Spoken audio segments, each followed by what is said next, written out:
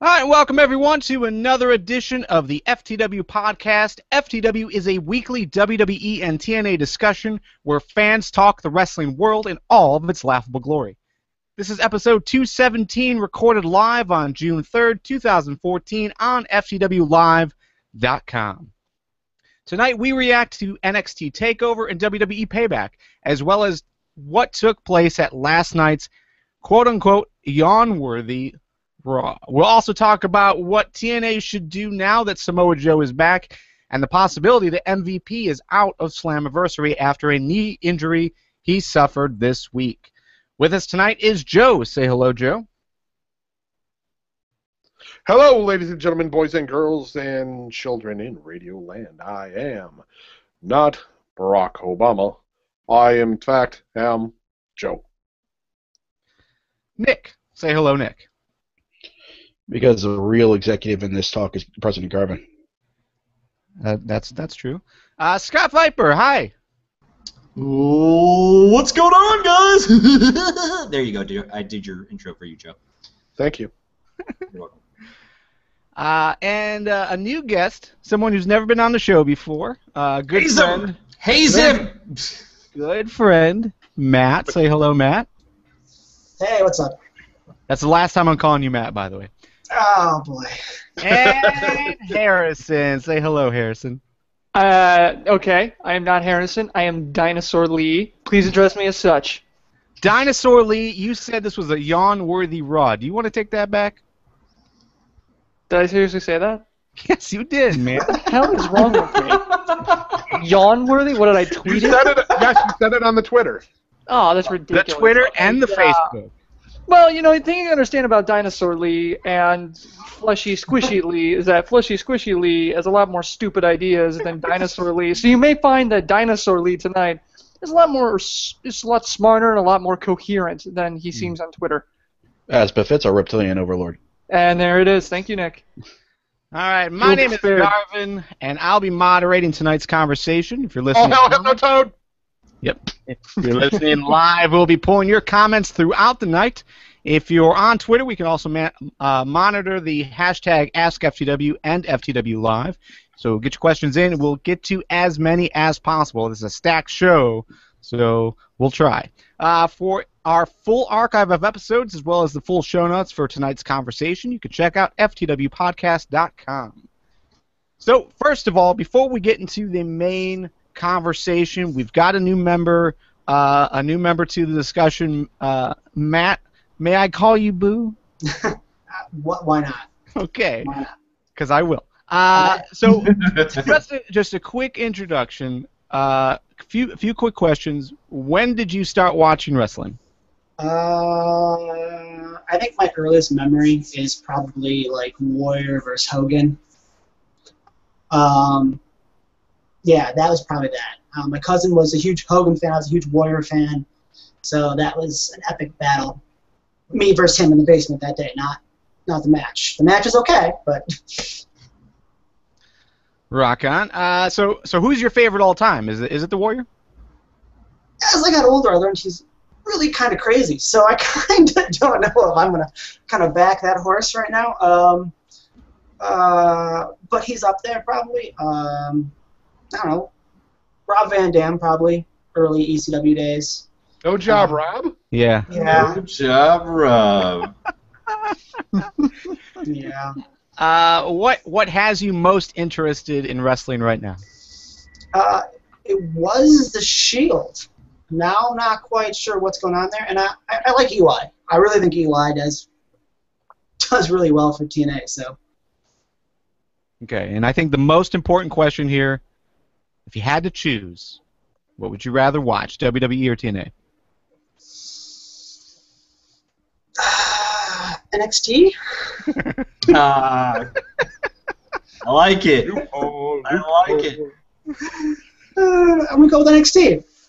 Okay, cool. So everyone who's listening, that's who Matt is.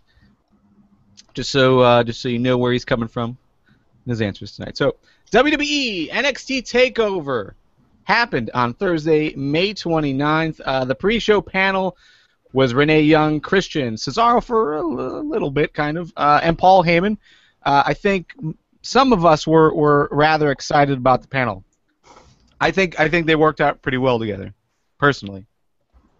Do you guys have any comments about the panel? I mean, Paul Heyman just needs more mic time. Period. That's just bottom line. Yeah, agreed. But they always do well. The NXT pre-shows have done pretty well for both of them now. Really, I thought they both turned out a great panel and did over well, pretty well. Yeah, overall, I was satisfied. I mean, we're going to talk a little bit later on about the NXT panel and how they built the show and everything, because lots of people are very, very positive about what's going on. But we'll talk about that a little bit later on. Here's the card. Here's what took place. Adam Rose over Camacho, Ascension over El Local and Kalisto.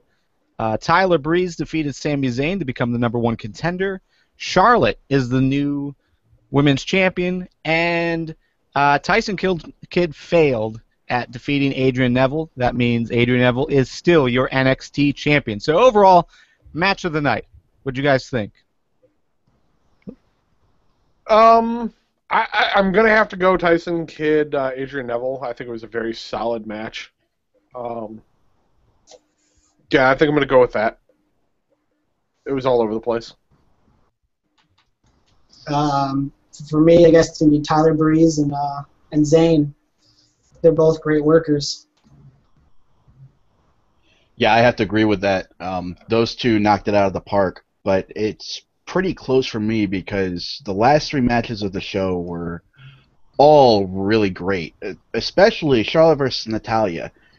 A few of us expressed doubts about Charlotte and how quickly she made that climb up to the main event, or not the main event, to the title picture, but she definitely showed that she belongs up there.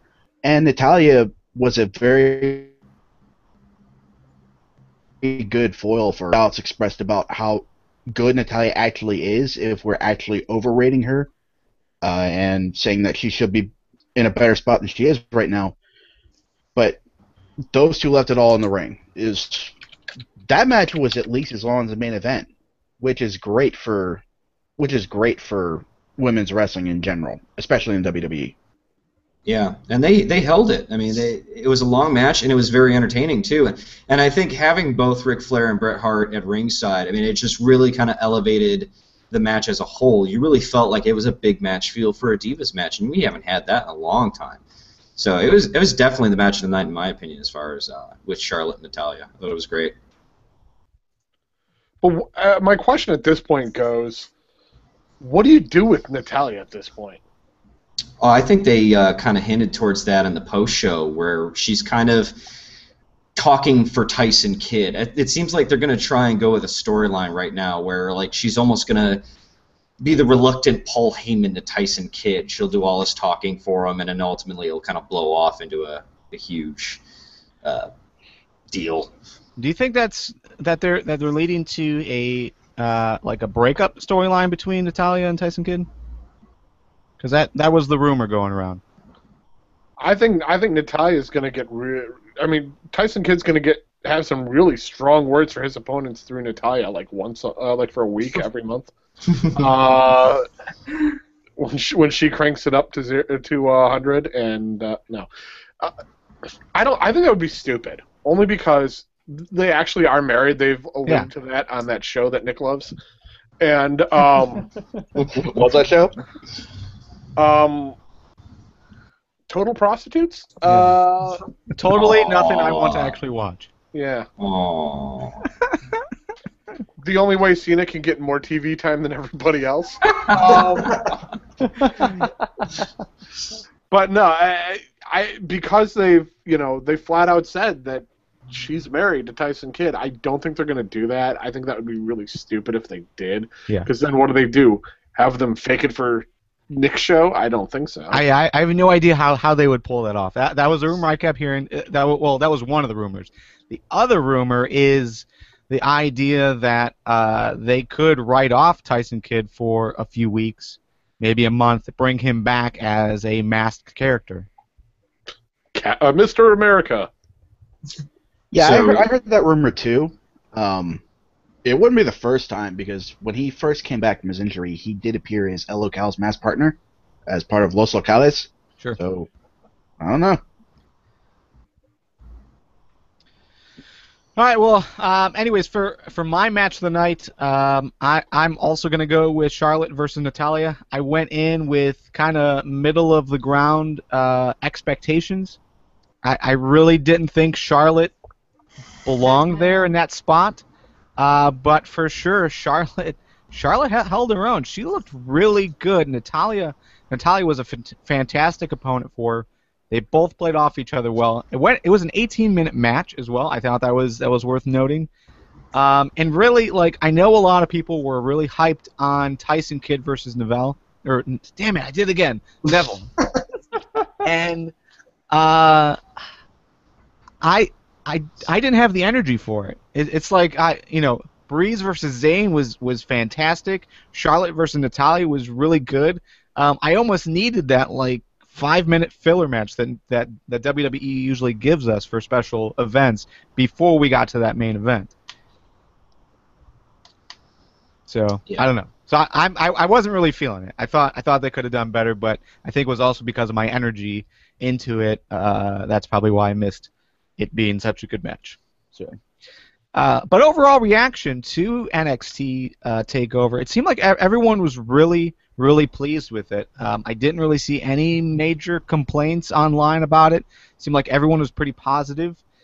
And it's not just because of the matches. It's not just because of the pre-show. It's like everything. Everything was built up so well. How they put together the preview show the night before. How they built up the match to be either about a grudge or two wrestlers that were trying to get higher up in the card or over a title. I mean, it was all wrestling-based, wrestling-focused, and I think a lot of people are missing that with TNA, with WWE, that a lot of people are really gravitating towards NXT and how they're handling stuff. So overall, your guys' perspective on that, did you feel the same way? Do you think NXT is building their cards the right way? I think so. Yeah, I definitely agree with your analysis on this. I can't recall any segments like backstage that really weren't associated with the matches at hand. So I don't know if it's quote unquote the right way.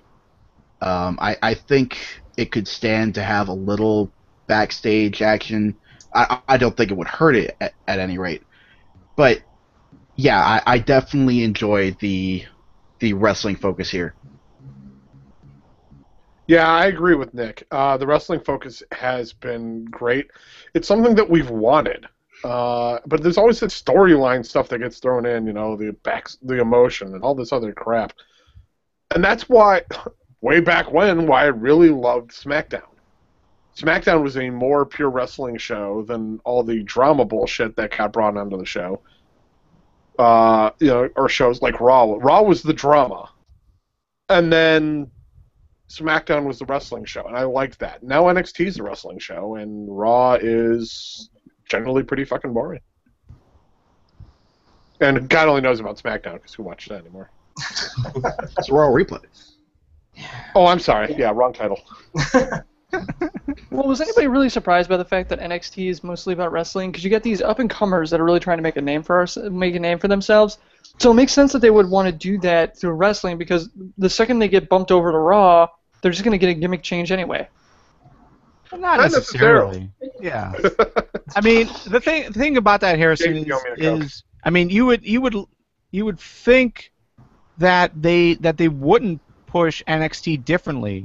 They would expose them in the same way, help them develop a character, get over on the mic, that sort of thing. I mean, there's a lot of different aspects that make a good wrestler on Raw, and it has nothing to do with wrestling half the time.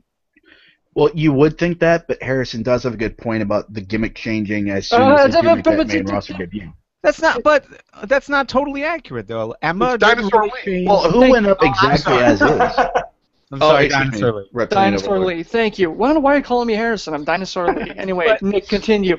That the genius that is Dinosaur Lee, not regular Lee like you would see normally, like in the Flash or on Twitter or wherever the hell else I am. You know what I think it is? I think it's the British accent. Dinosaur Lee, me, does not have a British accent, so I don't sound like an idiot. Well, that's because you're around before the accent was developed. Bam, there it is. So- Look at that. Alrighty. So recounting a backstory, Joe, you rock. So real quick, okay, because again, as we all know, I came into NXT through Arrival. Every character that I've seen pulled up to the main roster seems like the same character to me. So Yeah. what am I missing? Wyatt family came up from NXT with the same gimmick. Adam they're rocking it Rose, right now. Adam Rose, Bo Dallas, Rusev, they all seem like the same guys to me. Okay, well, Big E for one thing. I mean, you got a point about Arrival, but that's not how Big E was. Like, Big E was a lot more charismatic. They let him talk more. He had the 5 gimmick. Sure. Emma also. She's in NXT. She's the nuanced submission expert. On the main roster, she's adopted Santino's Cobra gimmick. Like, you get all the spaz without the skill. I got you. And Summer Rae too. Summer Rae is the jealous ex on the main roster, but down in NXT, she's a competent wrestler. I think it kind of depends on the nature of how they get pulled up, though. I mean, the reason why Summer Rae had to change her character was because she complimented Fandango. And as far as Emma, I don't think they knew what exactly to do with Emma when they brought her up. They knew that she could entertain a crowd, obviously, but they probably really didn't have any real idea as to what they were going to do when they brought her up. Another example of somebody who came up from NXT and relatively has the same gimmick, as in not having a gimmick at all, is Paige. And she's the Divas Champion right now. So, I mean, I don't see how NXT has a lot of people having their gimmick changed. There's a few examples, obviously, but I think that's going to be like anywhere in wrestling. Well, Paige's gimmick is easy, hot goth chick. I know, and I love it so much. I really do.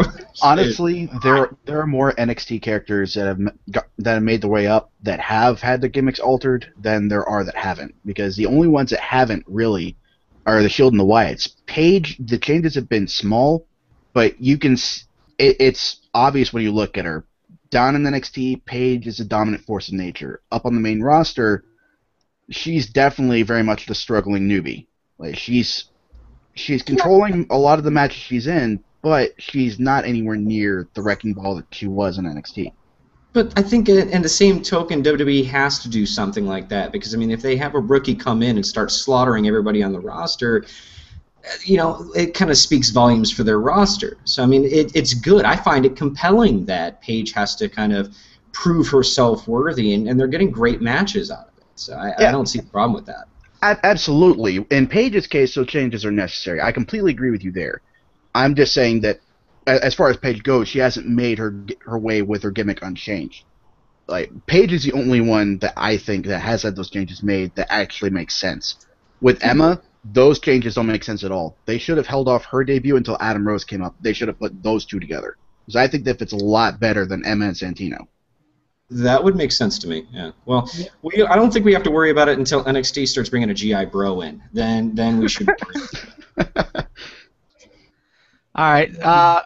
One other note about how NXT was built up was also how the card was ordered. It seemed like the feuds that weren't as important were at the bottom.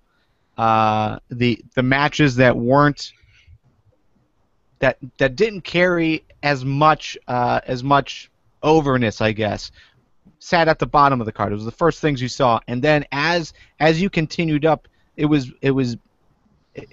ordered in a way that the main event was the most important match. The match before that was the second most important match, and so on.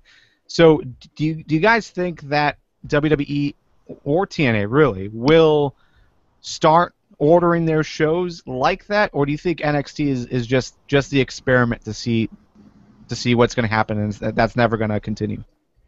I don't think NXT has really changed their structure. I think they're still operating on the standard WWE ordering of the pay-per-views. It's just that down in NXT, the Divas match that is usually the cool down where everybody goes and gets in their piss break or gets their refreshments before the main event. For the main roster, down at NXT, people care about the women's matches. Yeah, I mean, NXT is, I mean, you could say it's kind of like its own lightning in a bottle thing, because it's pretty self-contained on the whole. Like, what works there won't necessarily work up on the main roster and vice versa. But they're capturing something good there, and I think if they learn from what they're doing in NXT, it being, you know, smaller and more easy to experiment with, they can at least get some feedback from those people who are watching on the network. You know, and see what might help translate. I think one of the interesting things about NXT's cards is that they actually kind of remind me of the old In Your House pay-per-views, where they did have a lot of the blow-off matches in the beginning, and then they would do the high-profile matches later on. You know, it screams old school to me, which I like, and I think NXT kind of harkens back a little bit to old school wrestling to the point where it's a little less filler and a lot more action. I don't know. I had a point and I lost it. Move on. Sorry. Well, I mean, it's almost like it's total non-stop action. Oh, I see what you did there. But I mean, it can also be compared to like a boxing card. It could also be compared to, you know, a UFC card. Seemingly, I mean, you might have a flashy match in the beginning or to keep some energy up, but overall, you know, the main event is what people are buying the pay-per-view for, whether it's UFC or boxing or anything like that. So, you know, I think it's a more standard order versus what WWE has been doing as of late, which is, you know, your really flashy but somewhat important match like the U.S. Championship or like a Tag Team Championship or like Torito and Hornswoggle. You know, I don't know. So, how many pay-per-views are those guys going to open up? God, man. Not enough. Not enough. Those guys are awesome every time. All right. Well, let's. On that note, let's jump into Payback. Payback happened this Sunday. What, Nick? Getting back into the specifics for Takeover. Oh, okay. Is anybody else really disappointed that the Ascension retained? Not at all. I like the fact that they have that ability. Like there's still that force. So maybe they can start translating that for an upcoming run in the WWE. Sure, but then we're left without a face tag team that really has wherewithal to challenge the Ascension to take those belts. Like I hope Cal and Kalisto keep challenging for it, but realistically, the Ascension doesn't have any business retaining. Like they've shown what they're all about, and my fear is that they're still going to go back to the jobber tag teams week in and week out, and that's just stagnant. I don't know about that, Nick. I mean, I think the reason why I was looking for them to drop the titles was because I was hoping they would be called up to Raw and really give the Usos something to do. But now we're seeing the Wyatts get that push. So I think overall keeping the titles on them is fine. There are other tag teams that have debuted on NXT, but it was like for 1 week, and then we hadn't seen them for a little bit longer. So I think there is still talent in NXT to push up there. They just need to give the tag division a little bit more focus. And really, again, me coming from my standpoint on NXT, I don't think they've really done enough with the Ascension. Yes, they have put them up against jobbers, but what does that mean? You know, Cal and Kalisto were like the first major tag team that they've faced outside of the Usos that won a random match they had a couple weeks ago. And Too Cool. God, oh yeah, Too Cool. Forgot about that. But yeah, I think there's more work you can do there, and they have time. They have time before they need to pull them up. So I think they're going to keep the titles until, you know, the Wyatt and Usos feud is over. So there's time. I'd almost like to see them hold it briefly after being pulled up. They could say something like, you know, we're going to take these to the main roster and we're going to keep them there and you're never going to get them back, and then, you know, that's when they get toppled. No. I mean, look at the Dudleys. No. Look at the Dudleys when they're doing their final match in ECW. They won. No. Joe, I'm not totally against it. I'm not totally against it because I think it would make them feel more important once they did make their debut, because they could go right after the Usos or whoever's holding the titles at that point. Right. But the only issue with that is the last time they brought a champion up, Paige, they stripped her of the title. Yeah, what would make the tag team titles different? Yeah, you play favoritism at that point. Especially since they apparently don't value the tag team division like they do the Divas. Wow, can you imagine we'd say that at one point? I know, right? It's All pretty right. close. Anything else about NXT before we move on? I love Renee Young. That's all. Go ahead. Who Indeed. doesn't? Mm-hmm. Okay, Scott, Renee Young or Paige?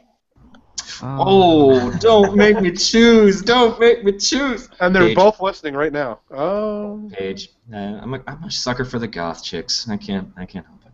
We should probably talk about something more relevant, like WWE Monday Night Raw. No, I'm sorry, Payback. Yeah, let's talk about Payback. All right, so I'm going to run down the card real quick. Nice save. Yeah, so here we go. El Torito defeated Hornswoggle.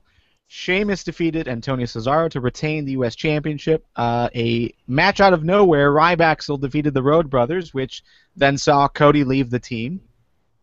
Side note, Ryback won at a pay-per-view. Rusev defeated Big E. And another filler match that never actually took place anyways, Bo Dallas versus Kofi Kingston went to a no contest thanks to Kane.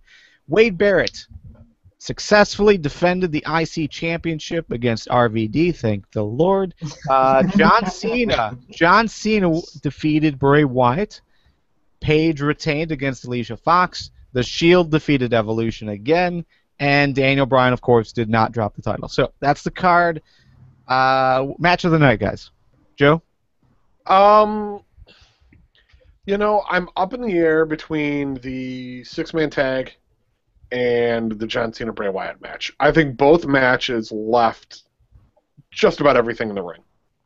I'm bummed about the John Cena Bray Wyatt match, but are we going to go individually into these matches, or are we just going to blanket this? The important ones. But go ahead.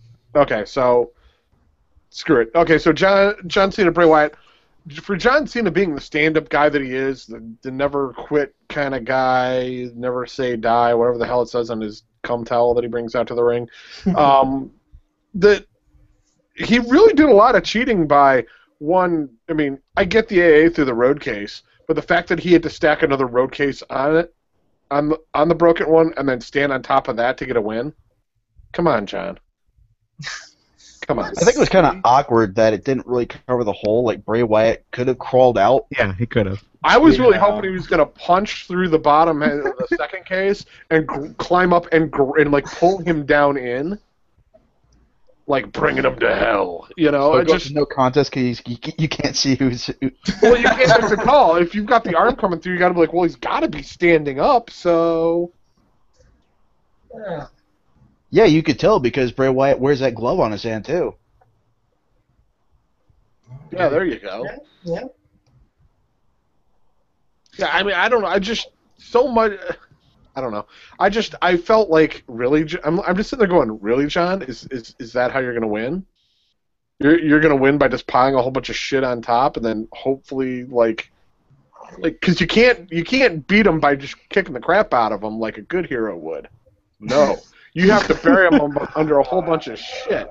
Yeah, you might as well have like duct taped him to the ring or something, or well, put a fucking high-low down on top of him. Well, and that's being talked about in the live chat. Diva Jill is pointing out that he's had 3 last man standing matches.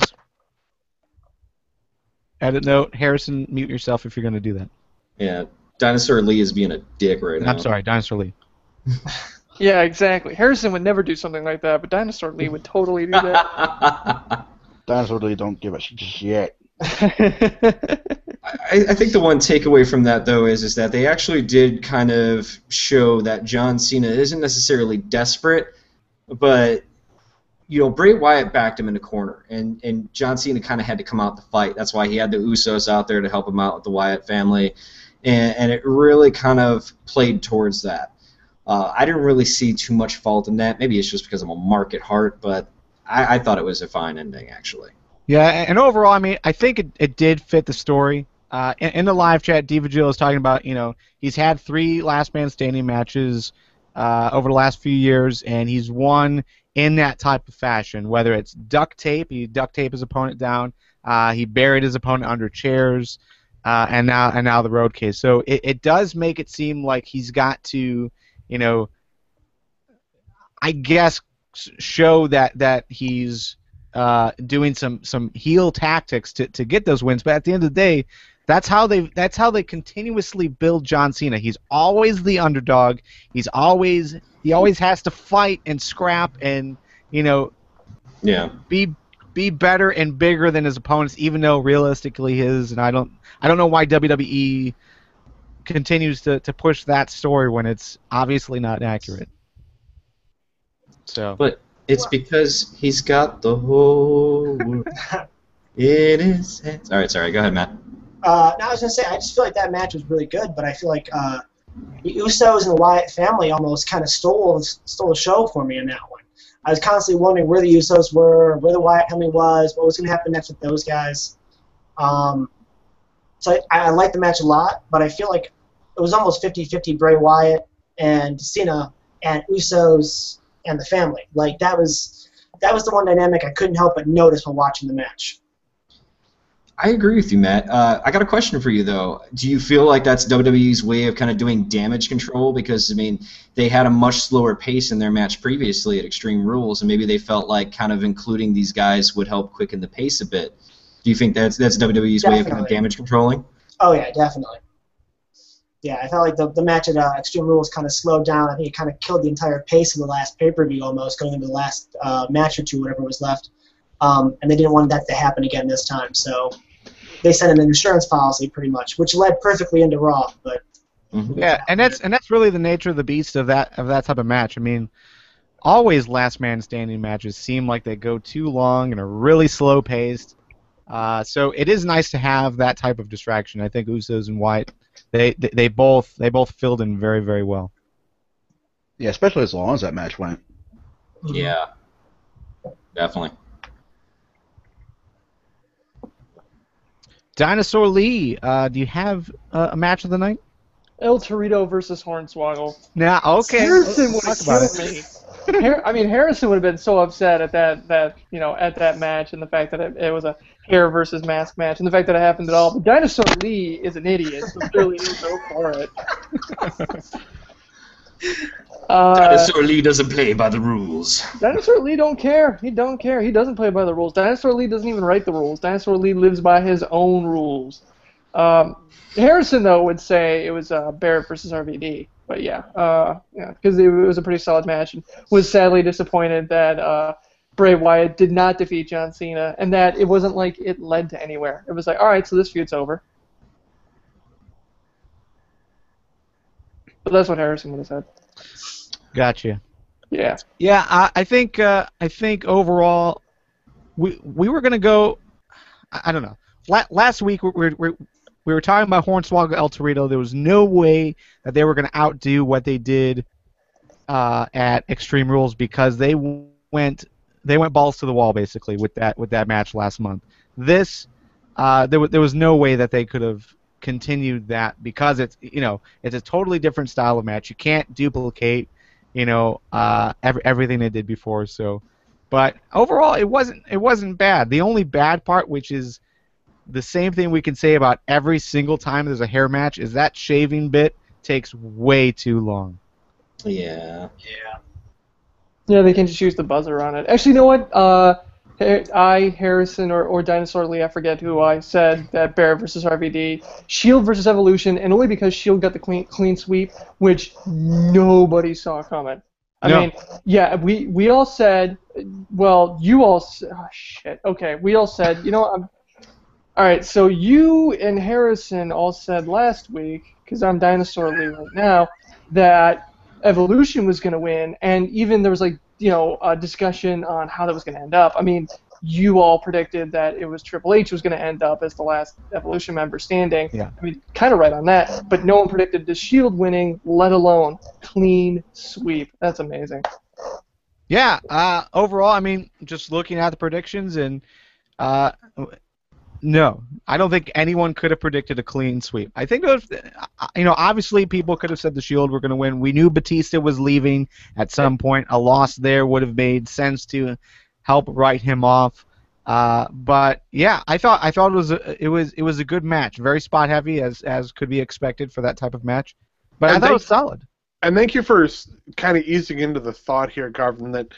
That I mean, Batista is Sin Cara. It just seriously, what the fuck? Mega Man fucking looking Blutista? Call him by his real name, which is Blutista. Yes. All right, Blutista. Not the Raw. I think it has to be Blue Fairy Batista. I mean, that Princess wave was just. I don't know what that was.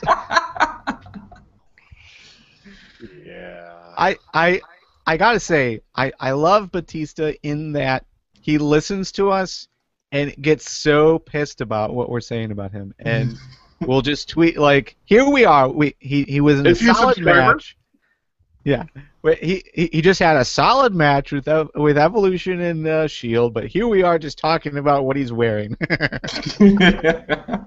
like the gift that was going match. around. I mean, did you see how blown up he was towards the end of it? Yeah. I like the gift that was going around. And it was they're coming down, and you see Batista, and he's kind of walking ahead of everybody a little bit, and Triple H is turning his head like he's talking to Randy, and he goes, "Did you tell him we were all going to be wearing blue?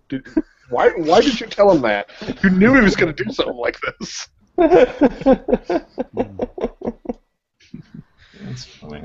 All right, so let's take a look at the rest of the card. Obviously, I think it wasn't necessarily a big shocker, but I know a lot of people are disappointed with the fact that Sheamus retained. Sheamus defeated Antonio Cesaro. A majority of us were going with Cesaro. It felt right. It felt like this was going to be the moment where they put Cesaro over, and realistically, I feel like they did. I feel like both guys won this match. As far as Cesaro looked great despite losing. Sheamus looked great being able to get that kick out of nowhere. I thought over. Oh no, it wasn't a kick, was it? How did he win? Sheamus won via small package. Oh, that's right. It was a small package. I love how Heyman sold that too. Like, how dare you claim to be an Irishman? You love to fight, but you win with a small package. Just move to France where you belong. Yeah, on Raw, that was great. So yeah, I think we can be somewhat disappointed with that, but it was about a 11-minute match. I thought it was solid. I thought that was a good way to kick off the actual pay-per-view. So yeah, I was pretty solid with that. Ryback versus Road Brothers didn't really do anything for me. I have no idea what they're doing with Ryback, but it more or less was a pawn to separate Goldust and Cody. Why? I don't understand that one, because I thought Goldust and Cody, I mean, they didn't really do much, but when they were doing stuff, it was entertaining, so I don't see what splitting them up does at all. Well, I mean, there is that match that I think was getting some positive feedback on as far as fans wanted to see it, and that was the Cody Rhodes versus Goldust match, although that was 2 WrestleManias ago. Yeah, I was about to say, we saw that a couple years ago. So I don't know if that's what they're leading to, but it would make sense. Maybe it'll be this. That'll be better this time because it's not gonna be on WrestleMania. Yeah. All right. So what was your guys' opinion about Paige versus Alicia Fox? Did you think that that delivered? Yeah, I think so. It was a pretty good match. I felt like Go ahead. I was just commenting. I thought the anticipation for the aftermath, the post-match meltdown was a real letdown. I really thought she was going to go ballistic after losing a title shot opportunity like that, and it really was nothing compared to what she did at Raw. So I was a little confused and let down. That's almost my gripe with this recent feud, is that the blow-off wasn't really... It didn't top anything that happened on Raw or SmackDown. Mm-hmm.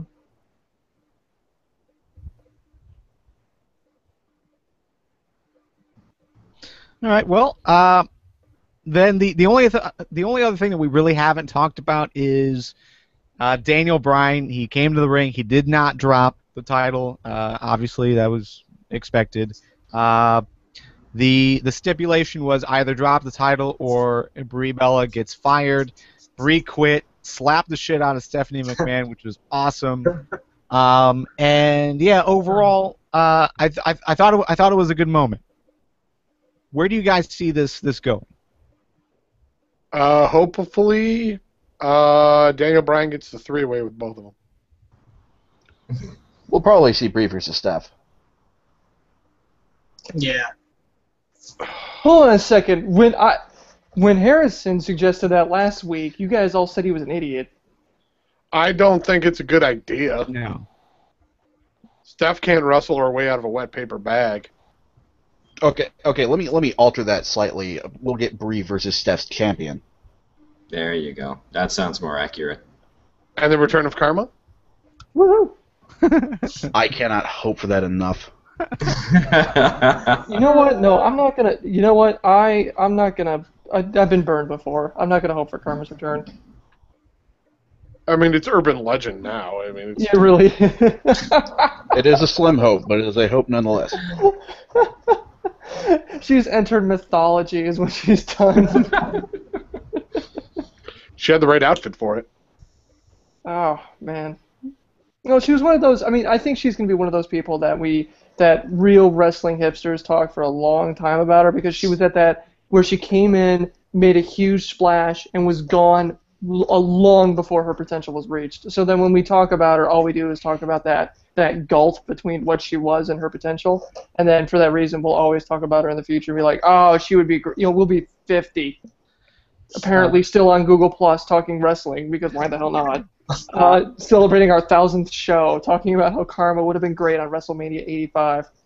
Real quick, Dinosaur Lee, what do you think is more likely? Karma's return or John Cena heel turn?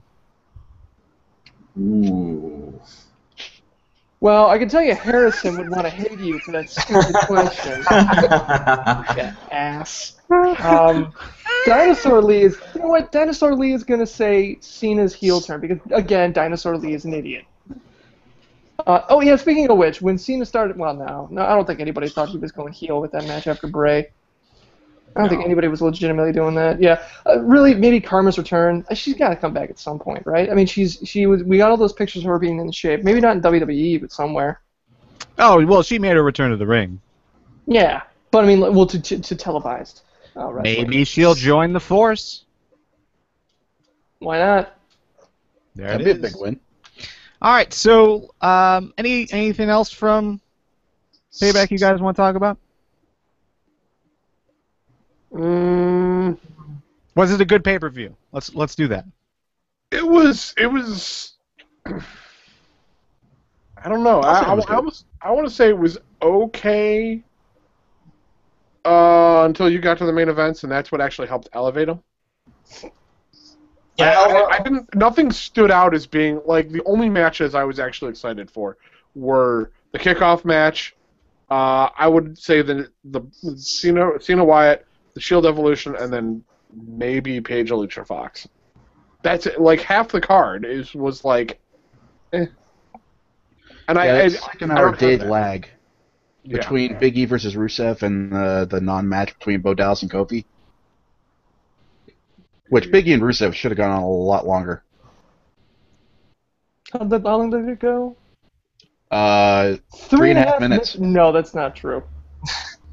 That did go pretty quickly. I can't remember any spot besides the Spirit of the Outside, which was awesome. Epic. And the end of the match with the Accolade.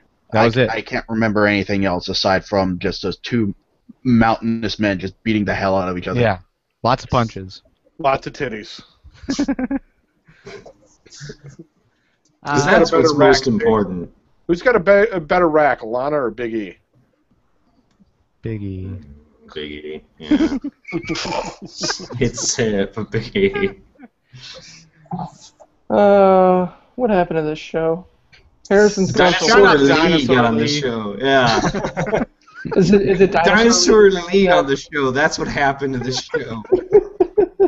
Oh, and maybe me. I probably. All right, pay-per-view picks. As you guys know, we're picking all the pay-per-views. So here's the totals for this week. This includes NXT Takeover as well as Payback. Joe. Yes. You got 3 right.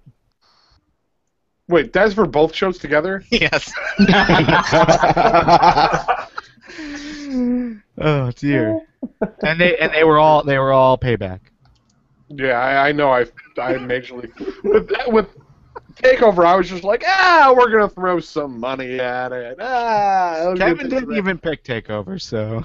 Yeah, I Kevin that one and totally pulled the Kevin. Kevin got 5, so you didn't necessarily pull Kevin. Maybe you guys swapped. I don't know. Harrison, who's not on the show today, he also got 7. Go Harrison! Yay! Woo! Dinosaur Lee approves. Only Dinosaur Lee would approve of Harrison. I'm just putting it out there. What the hell's that supposed to mean? I mean, if you approve of Harrison, you need an ointment afterwards. Preparation H does feel good on the whole. Herpecin. Oh God, you're digging that one up, Joe. Yes, Dinosaur Lee, I'm digging that one up. That joke that is one older than me and somehow I know about. Okay, I got 8. Scott, you got 9, and Nick won out this week at least with 10. 10 total correct picks. King Booker. I am King Booker. And to be fair, I actually King Booker. I picked random. I couldn't tell, to be honest. All right, so that takes the pay-per-view totals. Harrison is at the bottom because he missed 3 events. He only started with NXT Takeover, so he's got 7. Kevin did not pick NXT Takeover, so he's got 13. Scott, you're at 15. You did not pick one event, and I can't remember which one that was. Probably TNA. I think so. Yeah. Joe, you've got 16. Whoop. I'm in second place with 19. I'm very, very happy with that. It's much better than my 0 that I think I had halfway through last season. And Nick is at the top with 21. 21 correct picks. Fuck the draft. This is what matters. All right, so let's talk a little bit about some of the other stuff that happened with WWE. Quite a lot of stuff to talk about. I don't know if we'll get through all of it, but start at the top of Raw at least. Batista quit. We know though he's coming back by SummerSlam at least. He'll probably be back before then. I think he's only gone for about a month or 2. So Batista quit. How do you guys think he can come back in a way that the fans can get behind? 3rd member of the Shield. Oh no, I don't even think being a member of the Shield can save Batista. No, he's done. He's got to be a heel. If he comes down to the ring giving tickets away to his movie, that's pretty much it. Or money. Money, maybe. Money, maybe. No, there you go. He just comes back as Drax the Destroyer. I don't know, man. Sin Cara? Maybe he comes back as Sin Cara? I mean, I don't... Wait a minute, hold on. Matt, you're saying that if Batista came out dressed as Sin Cara, he could be a face? I'm referencing the sleeves and the blue and No, I know what you're referencing. I love it. I gotta be honest. Let's do it. I'm for it. Oh, what if they became a tag team, man? You had Sin Cara and Big Sin Cara. Come on, that's money. That's money right there. When I get El Sin Torito Cara as the Azul third and Sin Sin Cara. Cara Negro? Get El Torito as the 3rd Sin Cara, so you have small, medium, and large. Oh, it's like Doink Doink and Pink. Oh think God, we got it. Pink. We have Oh it. my god. Please tell me they would call him Super Size Sin Cara. Sin Cara Grande. Sin Cara. Con Sin Cara Grande. Con It's done. It's done. Chihuahua Sin Locked Cara. in. Nice job, Matt. I love it. Welcome to the show. Yeah, he's coming back as a heel. There's no way he comes back as a face. The Royal Rumble killed him. Nobody wanted him back. That's the problem. No, they forced him as a face. No, okay, yeah, nobody really wanted him back, but he wasn't being actively booed. But yeah, and well, not in the way he was after the Rumble. Week. No, not the first week. Definitely not after the Rumble. Like I was after the Rumble. And my problem with it is not his fault. I mean, he just kind of drew the short straw and ended up at the end. And I just feel bad for him because it's like, you know. That's what happens when you try to bill a C- star as an A+ star. Yeah. Well, I got two things. One, I don't think he came back ready and in shape. When I saw him at the Rumble, he threw 3 guys out of the ring and was like huffing and puffing, like he had been in there since number 1. And 2, I don't feel this way, but do you think there's any backlash? Do you think any people think that they feel like him winning the Rumble may have been to the purpose of like CM Punk leaving? Because there was that thought that Punk was pissed that Batista got the title shot or was supposed to get the title shot, but wouldn't at the Rumble. See, I don't think so, because if that were the case, why even bring Batista back? Like, what would be the purpose to bring him back and give him fanfare? But I don't think because Punk didn't leave till after that. Right, which is what I'm saying. I'm thinking, well, what I heard was that Punk was pissed that Batista just came right in at one point, won the opportunity for the title shot. And that was part of what set Punk off to quit the next day, pretty much, the day after that, whatever it was, week after that, whatever it was. Again, I don't know the validity behind that, but that is something I heard. And if that's the case, you know, do you think the crowd also reacted to that? Like, did we just trade Punk for Batista? What just happened here? Like, no. Everybody, even Batista, lost in that deal. Yeah. It's possible that the crowd kind of jumped on that. Punk himself has basically denied that. He's gone on record saying he has no real bad feelings towards Batista, but you could definitely have a point with the crowd kind of jumping on that, the way they haven't really let go of the fact that Punk is gone. Right. That I don't know why this is still a thing when Punk is officially retired. So, Scott, you're from Chicago. Why the hell can't you people get over it? It's not just Chicago. I mean, well, really, it's the nadir of this whole thing. Yeah, I don't know. I mean, did you just make a Ralph Nader joke? No, Nader, Nadir. It's the okay. Source of it. If it made you laugh, I feel old remembering Ralph Nader. So I do too. The second I said it, and then like you and Garvin laughed, I went, "Oh shit! I just made a Ralph Nader joke." Dinosaur Lee, you so crazy. You're so cry. I want to have your baby. All right, seriously though. Damn. I'm calling you out. Dinosaur Lee is throwing down. Why do you think? Because I mean, it's Chicago, man. You guys are hip to the jive. Chicago has always been the type of town. One, we're a wrestling town, so naturally, you know, when we have a wrestler to cheer for, we're going to be behind that guy 300%. As far as it just being a Chicago thing, it's not, man. I mean, they go anywhere and it's going to be a CM Punk chant. He was a big wrestling name that kind of just disappeared way too sudden. And if you're going to retire, that's fine. But the way he retired just kind of left people waiting for more. And we're never going to see that, at least not that I know of for now. He fucking Barry Sanders that bitch. I just realized it. Wow. That does feel very similar, actually. Yeah. It's just him. I was like, damn. Yeah, but well, go Kings. Yeah, again, it's not just Chicago that's doing it, but I think that's just that is the trend that we're seeing. You know, the crowd knows that chant specifically is under the skin of WWE and the people that are in the ring at the time. So because WWE is reacting to it, Paul Heyman specifically is reacting to it, so is Stephanie McMahon. So people are getting visibly upset with the fans, so they're going to keep pushing it, just like the Goldberg chants, just like now that you know, we're watching a match that no one seemingly wants to see, so we get chants for the commentators. you know, it's happening everywhere. I don't think it necessarily means that the crowd wants CM Punk back. Sure, it would be cool, but I mean, let's be honest, it doesn't mean CM Punk's going to be put in a spot that we're all going to appreciate anyways. He hadn't been. Oh, I'm pretty sure that if CM Punk came out, no matter what position they truly put him in, they're going to cheer for his ass. I mean, sure. Yeah, so I don't agree that it's not necessarily that they want him to come back. They do want him to come back.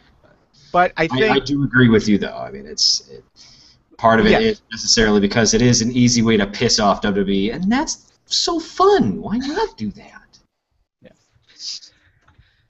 All right, so let's move on from CM Punk talk, I guess, and talk about Rollins. Rollins left the Shield, joined Evolution. So quite a few questions came up because of that. So first of all, why Rollins?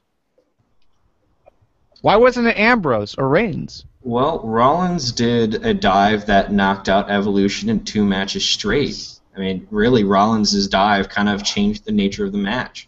So, I mean, if you're going to pick a guy from the Shield to have turn on the others, why not Rollins? Yeah, I think Scott's nailing it there. Rollins was a guy we were like, yeah, no, he's not going to do it. It's going to be Ambrose. It's not going to be Reigns because he's always getting the crap kicked out of him by them. Like, they're specifically targeting him. So it wasn't going to be him. It wasn't going to be like, all right, you guys have been kicking the shit out of me enough. I'm just going to fucking join you. That wasn't going to happen. But the fact that, like, I would assume it would have been Ambrose because he seems to be the easiest to flip character-wise.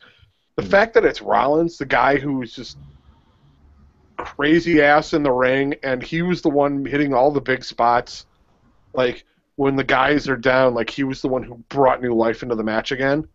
That one, like, you're like, nah, it couldn't be him. He's a good guy through and through. Wow.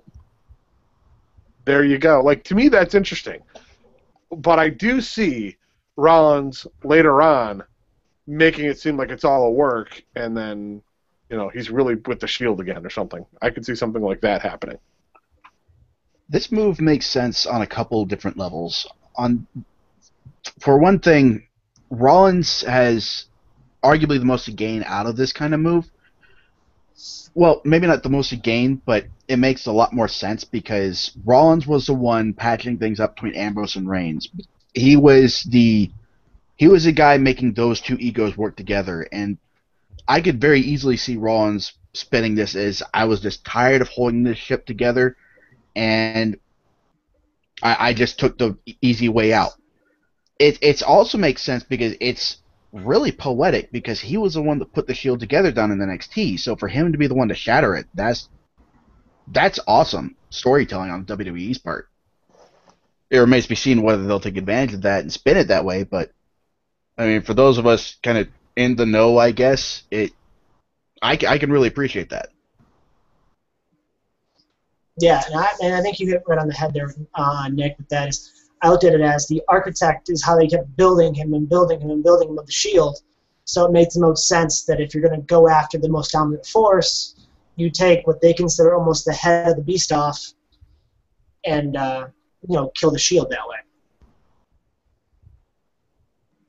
Yeah, I think overall, it was Judas Coltrane on Twitter responded the best. You know, out of the entire three of them, Rollins was the least expected. It was, you know, you wouldn't have expected Rollins to be that guy because of what we know about Ambrose, the type of characters that he can play, because of how important Reigns has already been and will be with the company.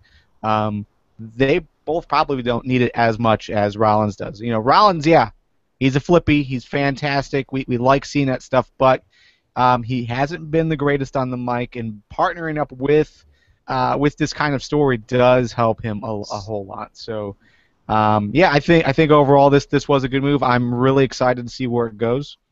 Joe, you touched on an idea, you know, as far as this being a work, basically, in that Rollins is just going after Evolution from the inside. So there is the whole idea of, like, maybe they're rehashing what they were trying to do with Daniel Bryan joining the Wyatt family. I think that concept would work if it wasn't for the fact that the Shield has won the last 2 matches. Right. And what would be the point, you know?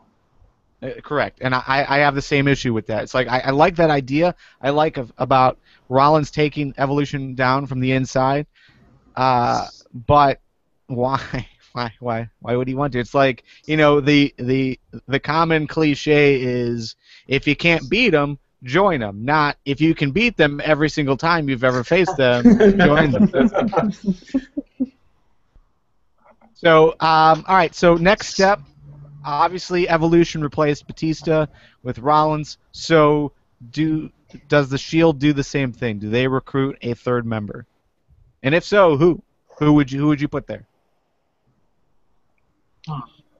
It seems like an easy thing to do, an obvious way to go. I'm hesitant to say that the Shield will continue fighting as a unit. Of course, I've also been saying that the Shield was going to break up well before they were going to break up, but they kept sticking together. So, it really seems like this is the angle that WWE wants to use to swerve everybody. But if they do recruit another member, I've been seeing Sami Zayn tossed around as a potential name. And as much as I would like to see him in that spot, Sami Zayn as a character just doesn't really fit that mold. If they're going to bring somebody up from NXT, I expect them to bring up Corey Graves. For those not familiar with him, he's very much the anti-hero kind of figure. The punk rock kind of guy. He's from Pittsburgh. They cast him as this as the literal bad boy. And it doesn't really. There's been a lot of history between Graves and the Shield that I don't expect them to take advantage of. Graves and the Shield used to be opponents at one point in time, but out of anybody in NXT right now, his gimmick is the one that seems tailor-made for being a replacement member of the Shield.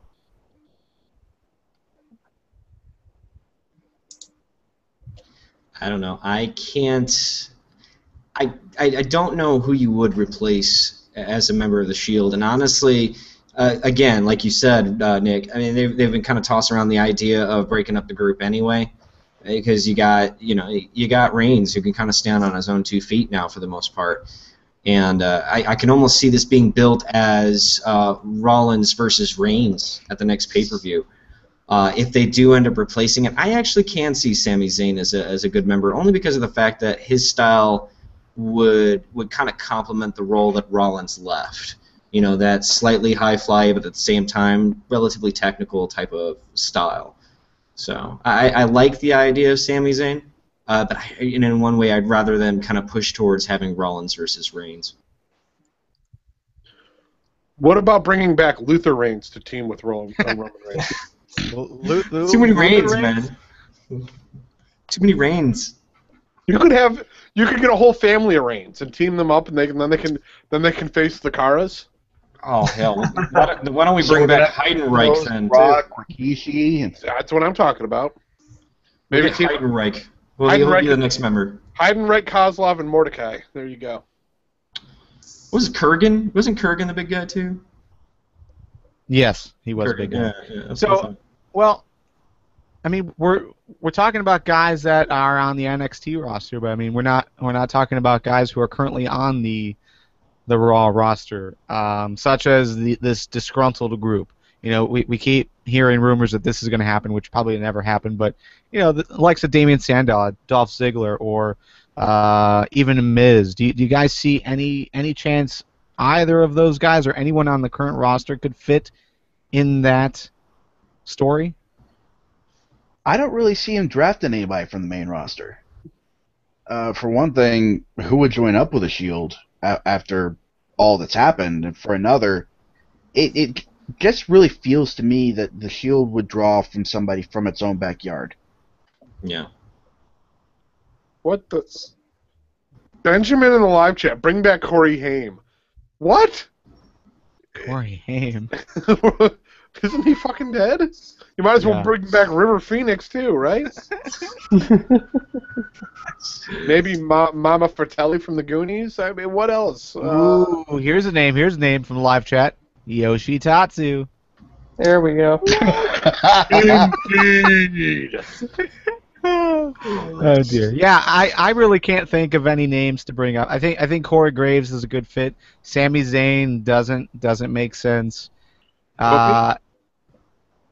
Kofi?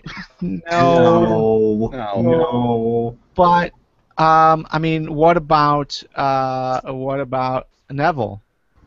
Could Neville fit in that group? No, but Neville could. I don't think so. How about Neville this? would fall into the same category as Sami Zayn, as far as I'm concerned. I don't think they would just replace Rollins with another flippy guy. I think it has to be somebody whose character fits the gimmick. I don't know. You got the powerhouse in Reigns, and then you got the what would you call him? A brawler in Dean Ambrose? Well, Ambrose has shown that he can do that stuff too. Like whenever Rollins does a suicide dive spot, Ambrose is right there beside him. Yeah, but I think it's more towards just being suicidal almost. Like they definitely have built Ambrose to be the psycho of the group. Suicidal, homicidal, genocidal. No, not quite. But I mean, you have to get a guy who's not going to fit those same roles. I mean, you got to get a guy in a different. Oh my God! Shut up. Hey, I know. I know. This is not going to happen, and this is absurd for me even to bring up. But it is being talked about in live chat, and I've heard this name thrown out all sorts of places. But the guy who would fit perfectly in this role, let's be honest, is CM Punk. Oh. And I thought you were going to go with Kyle.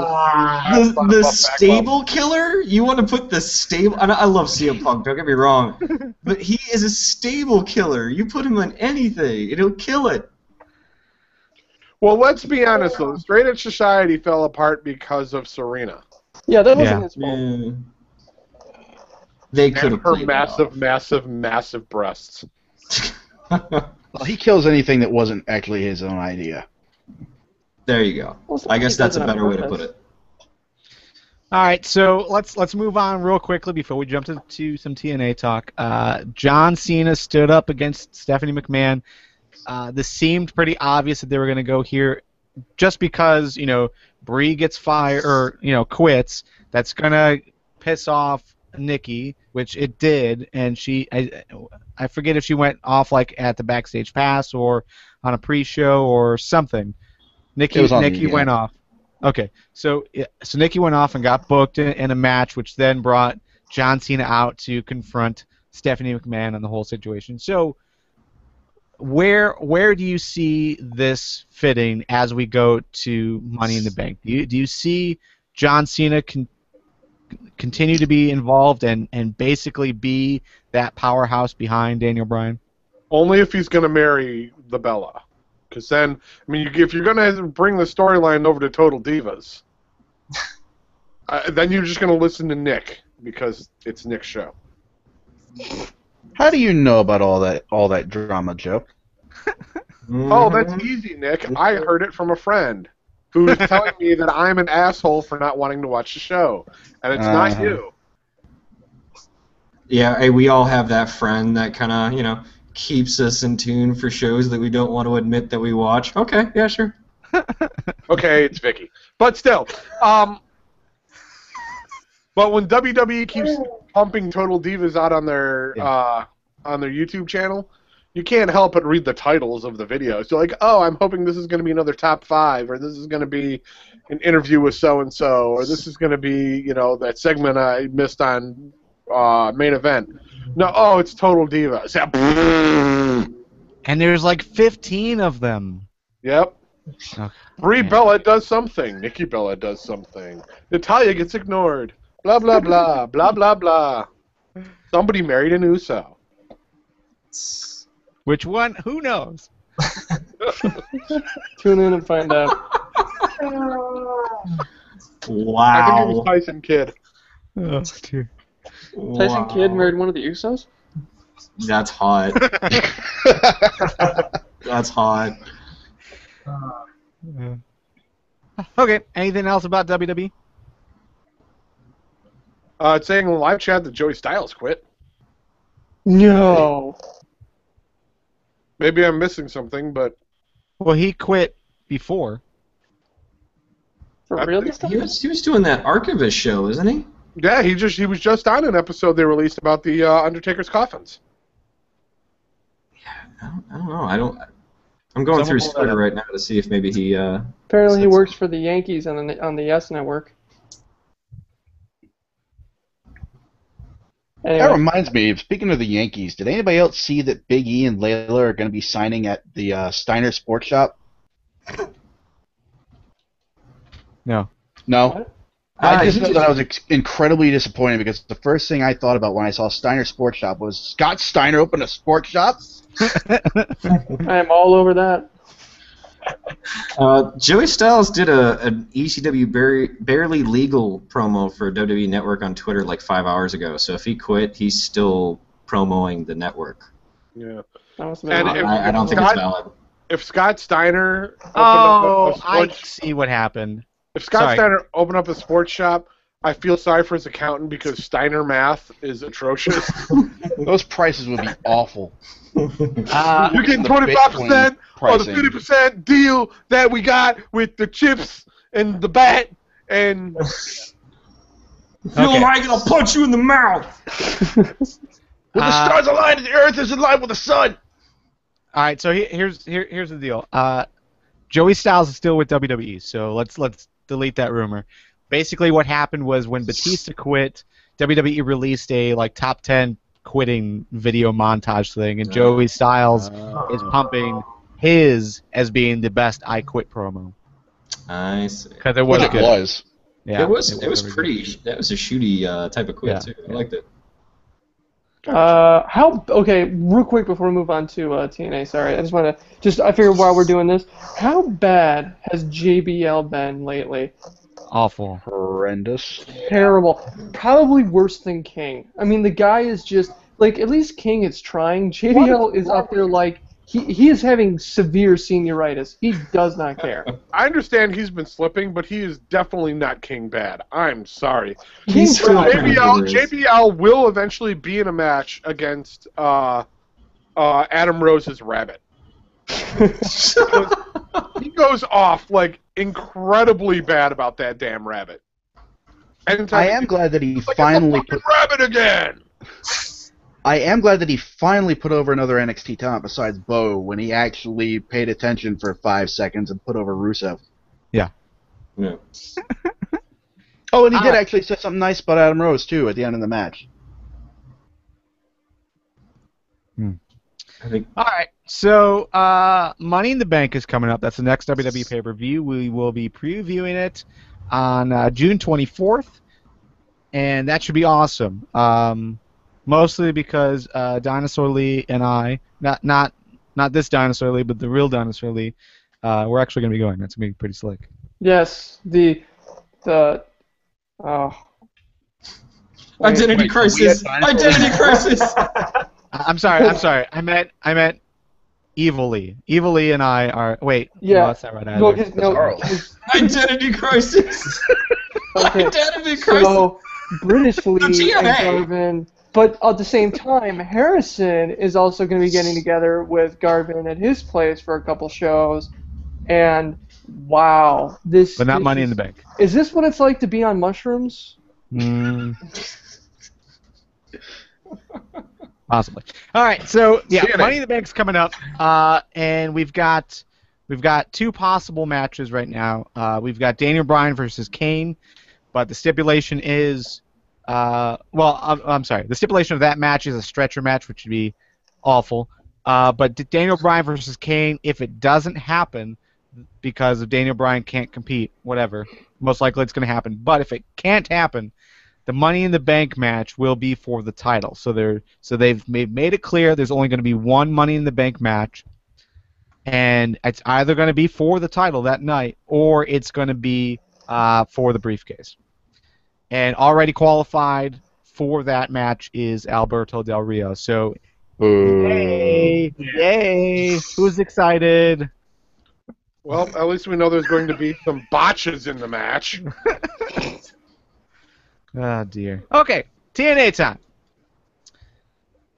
We have not talked about TNA for this is we skipped an episode for TNA. So we've got a few things to talk about. We're not going to be talking about specific match results or anything because 2 weeks is a long time. So we're going to talk about some important issues that have come up though during the last 2 weeks. One, TNA polled their Facebook and Twitter followers to see if we wanted the six-sided ring back. So far, it's been an overwhelming yes. Is there any chance, honestly, that TNA pulls this out of the attic, Nick? Yeah, I think so. Destination X is coming up. I don't think it'll be part of the regular programming, but I could definitely see them putting it in for the X Division show. Yeah, I'm assuming that it'll be something like that. It will not be a permanent addition because, well, having that extra real estate on the corners is probably something they'd enjoy. Look, it worked before for them. It helped them stand out and be a little different. At this point, I mean, there's no reason for them to bring it back. They got rid of it. They've moved on. If they go back, then it's just like they're sitting on the corner panhandling for change again. Like, well, we want to get back to this. The really hardcore indie fans. No, you're not. You're just bringing back a gimmick. And if I saw correctly, according to botchbot.com, when they called to get the ring back, it was actually having dinner with Jeff Jarrett and Global Wrestling. Yes. Such a great comic. Dude, the six-sided ring is what brought me into TNA. When I heard that they had that type of scenario going on, I mean, I watched a little bit. I saw it when it was on pay-per-view only, and there was a guy doing like a shooting star leg drop or something. I don't know how he didn't kill himself. That intrigued me, but then I heard about the six-sided ring, and I was back in again. And I was like, I got to see how this works. So as much as it would be gimmicky, there's a small part of me excited, and hopefully they bring it back, and maybe it sticks. I mean, realistically, yeah, I see it more as a special occasion sort of thing. I like the idea of bringing it back for Destination X. I would love to see them bring it back full time though, just because it gave them an identity. It separated them from WWE, and there's never been a better time for them to do something like that right now, to kind of separate themselves from the pack. And I would love to see them bring it back. It would definitely make a fan out of me. I'll tell you that much. Yeah, me too. I mean, I watch, but that would definitely be something to get me excited about TNA. Yeah, the only barrier I see to coming back full time would be who's wrestling now. Because when it went away, you heard about a lot of the talent kind of being relieved, even the ones that have been working with it for several years, just because the four-sided ring is so much easier to work in than the six-sided ring, and it took the WWE talent coming over or the indie talent coming in, it took them forever to get used to it, and some of them just couldn't. So, I think it was Hulk Hogan's talent that couldn't get used to the six-sided, which ultimately caused that, to be completely honest. Yeah, there's probably something to that. Yeah, there's that, but there was something to the fact that, I mean, the ring, it's not like it's a regular wrestling ring with beveled corners, so you still have between four sides the same distance as you would in a normal ring. It was still a different size, and so for that reason, people's timing's off. You can tell when people were coming in, if they were new to it, that they just didn't seem comfortable. Just every single move off the ropes just seemed like mistimed a little bit. For me, I mean, yeah, it was a visual identity, and yeah, it was interesting, but I don't see it being a game changer. It's going to be one of those things that we're all going to be really excited about, maybe for a few weeks, and then if they do bring it back full time, it's going to fall to the waste. It's just going to fall to the background. Then how much WCW, ECW didn't have any problem separating themselves from WWE with a four-sided ring. So why is TNA all of a sudden having issues with it? But I think you're comparing apples to oranges, really. Yeah. I mean, WCW got big because they ultimately did things differently, especially considering TV programming. They revolutionized TV programming. Hold on, I do want to take a step back. Not getting big, visually being different from WWE. It's not a matter of size. TV programming is the heart of being visually different. They basically caused the Monday Night War. I mean, if it wasn't for WCW, we wouldn't even be really paying that much attention to Monday Wrestling. And as far as ECW, I mean, they brought Extreme Wrestling, not necessarily brought it, but they popularized it in America. I mean, if it wasn't for ECW, you wouldn't have some of the hardcore Extreme Rules pay-per-views. And don't get me wrong, I don't say that WWE does it right, but you know, it popularized Extreme Wrestling here in the United States. So they did things to make them visually different from WWE that worked. And I'm not saying that that's what TNA needs. Is, you know, the six-sided ring isn't going to be an instant win for them, but it's something. And if they book right and they really plan it out, which is something that, you know, TNA does struggle from time to time with, it could help them. I don't think it's a six-sided ring that would help them. Yeah, I don't think it was a six-sided ring that helped separate them in the minds of everybody when they first started out. It was the X Division that wrestled in it. And I think it's the X Division that would be wrestling in it that would be separating TNA from the pack. Because I think that's what WCW did, to Harrison's point about doing something visually different. WCW popularized the cruiserweights, and they also bought all of the big names that the WWF had built up. And it's the same thing with ECW, to your point about the hardcore wrestling.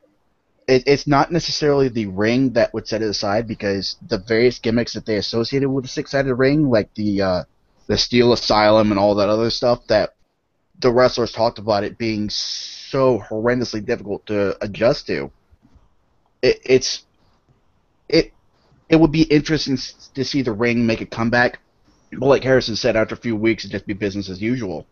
If they don't build up the X Division to go along with that, then it doesn't really matter how many sides to the ring you have. It's just going to be the same old shit.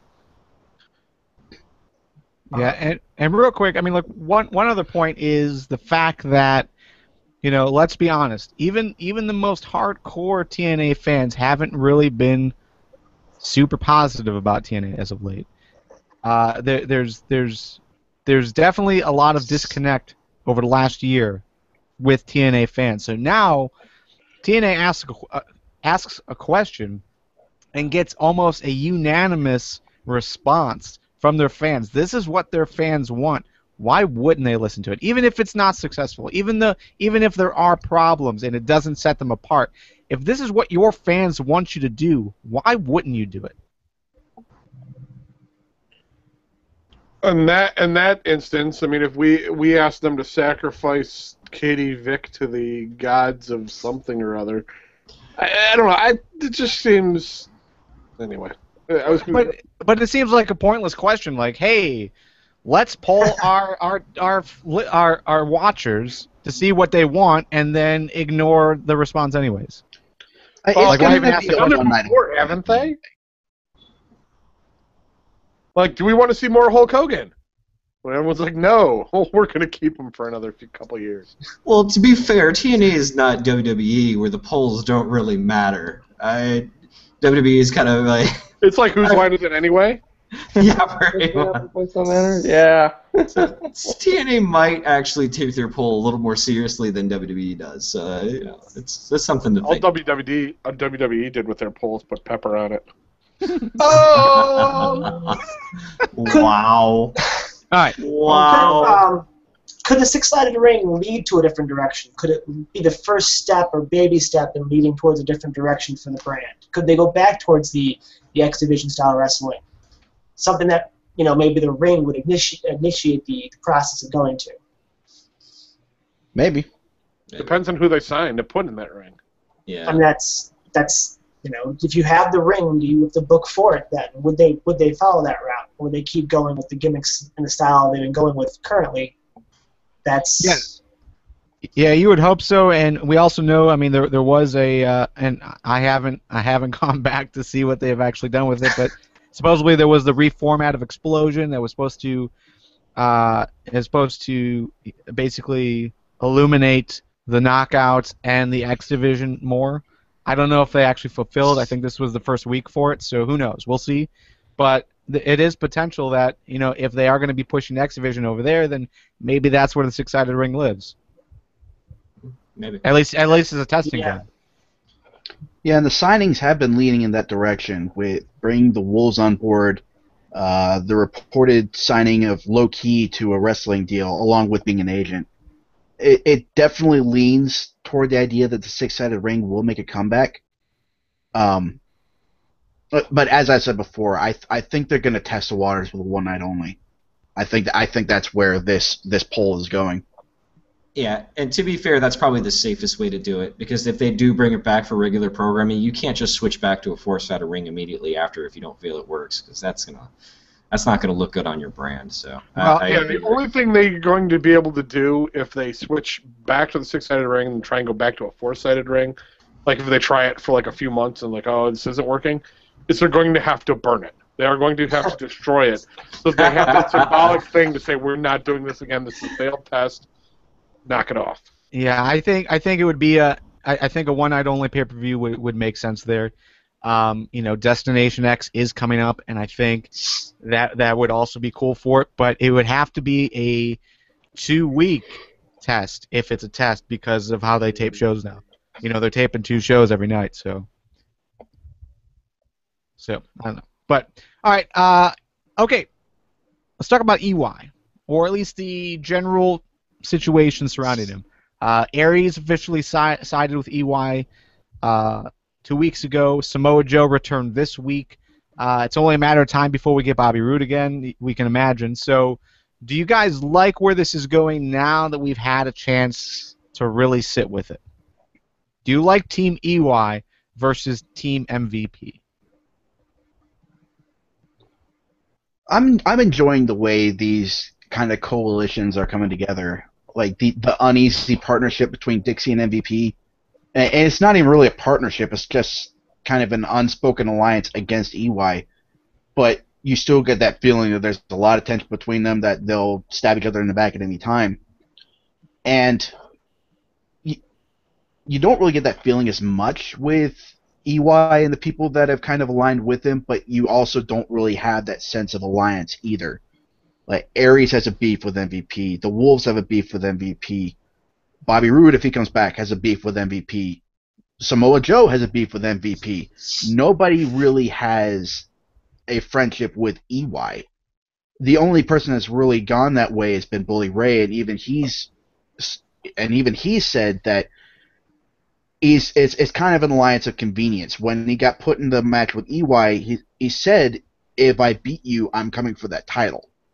So it's not really a faction per se. It's just everybody that MVP or Dixie has screwed over is kind of banded together by default. Sure. Yeah. You're exactly right. I mean, it isn't. Despite how friendly EY seems to be, they aren't friends with EY. It's all a common enemy type of thing. They all respect EY. That's the thing that keeps getting pushed. Whether it's Aries, we even saw it with Bobby Roode, we saw it with Bully. It's everyone respects EY, but they're not. Yeah, you're right. They're not necessarily friends with him. So is this where we get the superheroes back? We get Shark Boy and Korean Man back, because they were really friends. So then he's got enforcers on his side. You mean he's hot? He's spicy. No. Shell yeah? No. Come on, give me a shell yeah. I liked Korean Man, but what was that guy's name now? I hate that I forgot it, but he's not with TNA anymore, is he? Yeah, Chris Daniels. Chris Daniels, thank you. I love that guy too. So. All right, well, Slammiversary is coming up. Obviously, they are building EY versus MVP, but we did get the news through Twitter, thanks to MVP. He did injure his knee. No kind of, follow-up as far as what that means. Is he out of Slammiversary? If he is, what direction they're going to go? I mean, there's no which way at all as far as how TNA is going to handle this. But say MVP is injured. Say he can't compete at Slammiversary. What is the main event you push? Nick? That's an interesting question. It almost has to be somebody from MVP's camp. So, with that in mind, the only real opponent I could see would be Bobby Lashley. I don't think Kenny King is ready for top title contention. And while I don't really see a build happening with Lashley involved, he's the only other real heavyweight in that group. I can't see MVP selecting EC3 to be his replacement just because of the tension between him and Dixie. But I could definitely see Lashley be MVP's appointed champion. Yeah, I definitely would see Lashley being the thug life there and taking the place. Looking at from the angle of MVP wanting to get the title himself, I feel like it makes more sense to give King the shot and maybe try to turn on King later and beat King, as opposed to trying to go up against Lashley if you're MVP later on. So just one idea how or why you put someone besides Lashley, that monster, in your own way, essentially. I don't think MVP would necessarily have to fight Lashley to get the title away from him. I almost see it as kind of a $1 Million Man and Virgil situation. With the way that Lashley has kind of attached himself without any reservations to MVP. So I could almost see Lashley handing over the title if MVP demanded it. Yeah, but come on. I mean, Lashley is okay with partnering up with MVP, knowing he's not going to get the title, but now he has the opportunity to get the title. You don't think that's going to change the relationship at all? Why not have Samoa Joe do it? He's good at grabbing a title then handing it off to somebody for them to win. I'm serious. Didn't he do that? He did that for Angle or Jarrett a couple of times. Well, that is an interesting name to pull up because Samoa Joe is back. He obviously went after MVP this week, but what does that actually mean? Is it possible that Samoa Joe could get that match? Joe's definitely a wild card. If anybody was gonna be, if anybody was going to be against MVP but would fight EY regardless of the fallout, I think it would be Joe. And we were kind of calling for Joe to be EY's opponent at Slammiversary all this time before MVP came along and declared himself the contender. So, yeah, I could see TNA falling back on that booking. And it was basically assumed that Samoa Joe was going to get the title before he had to leave. Yeah.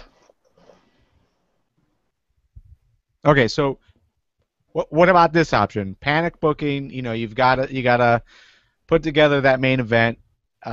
We talked about potentially EC3 getting the nod, although that doesn't necessarily make sense. But what about scrapping the title match and putting like a Bully Ray versus EY versus EC3 and Kenny King or Bobby Lashley, or maybe a 3-on-2 or a 3-on-3.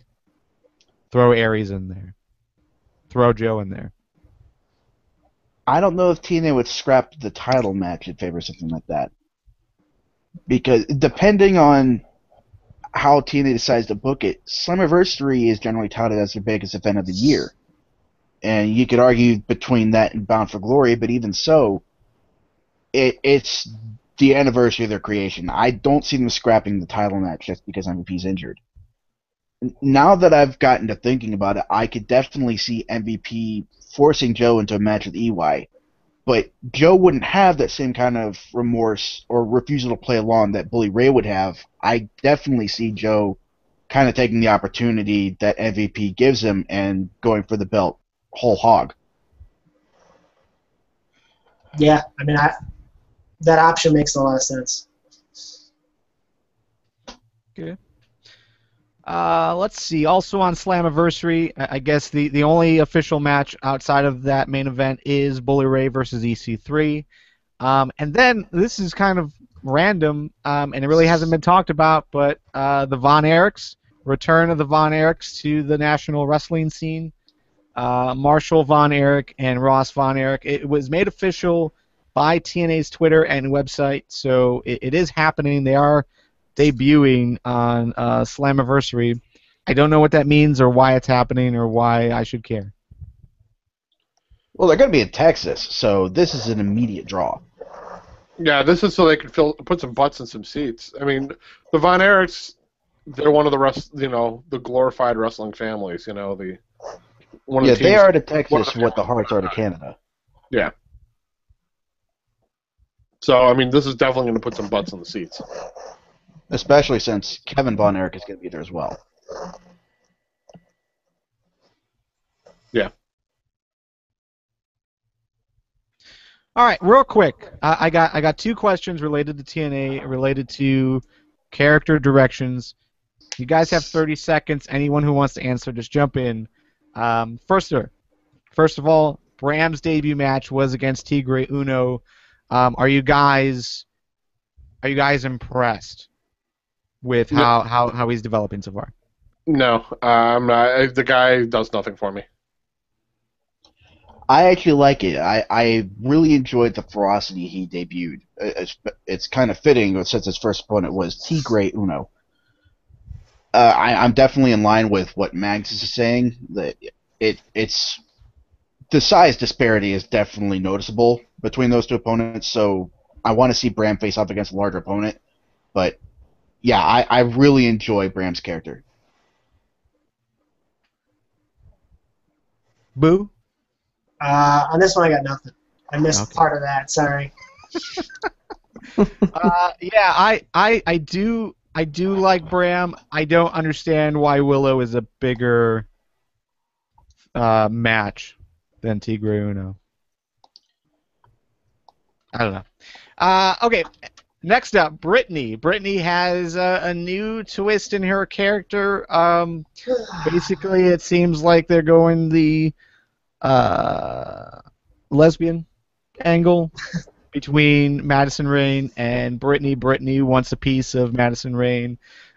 So this was something that we had heard a while ago that was going to be brought up. It was happening in OVW, but it was not Brittany involved. It was someone else. Quick, what's her name? Taylor Hendricks. Taylor Hendricks. So it's possible that this is what they're doing. That this is how they're bringing that up to the top. So, anyways, are you digging this? Are you digging the fact that Brittany digs Madison Rayne? I'm glad she's got a character. As for the actual direction this is going, I don't know. It's hard to say because I do like the fact that the beautiful people are playing off of this and kind of using it to turn Brittany against Madison, but I don't know. I mean, it's really hard to say. Yeah, it's really early, but I just felt that segment was very awkward. Like I didn't really know what my opinion or what I felt about the whole segment, honestly, when I was watching it. I mean, usually the beautiful people, their matches and what they do, I tend to enjoy how they play off of stuff, but just, yeah, that was just awkward. I really didn't know what was going on. Like, I don't have any feel for where this is going. I probably feel differently if there had been some kind of build up to this. This kind of came out of nowhere.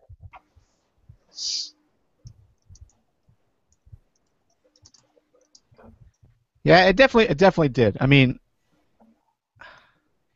to me, it came out of nowhere because, after their initial interaction, she went straight to Gail Kim, and Gail Kim accepted. So,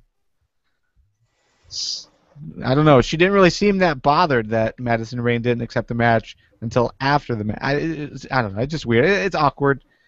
It's awkward. So, and it's really hard to tell, like, if they really are going the lesbian angle, or if it's more of like a bestie type scenario that is unneeded, really. Yeah, the obsessive thing is more reminiscent of what Sam Shaw had with Christy Hemme rather than what Mickie James had with Trish Stratus. Like, it hasn't gotten anywhere near that level of right weird lesbian fantasy thing yet. Yeah, so I don't know. I think this is unnecessary. This is continuing to take the knockouts in a direction that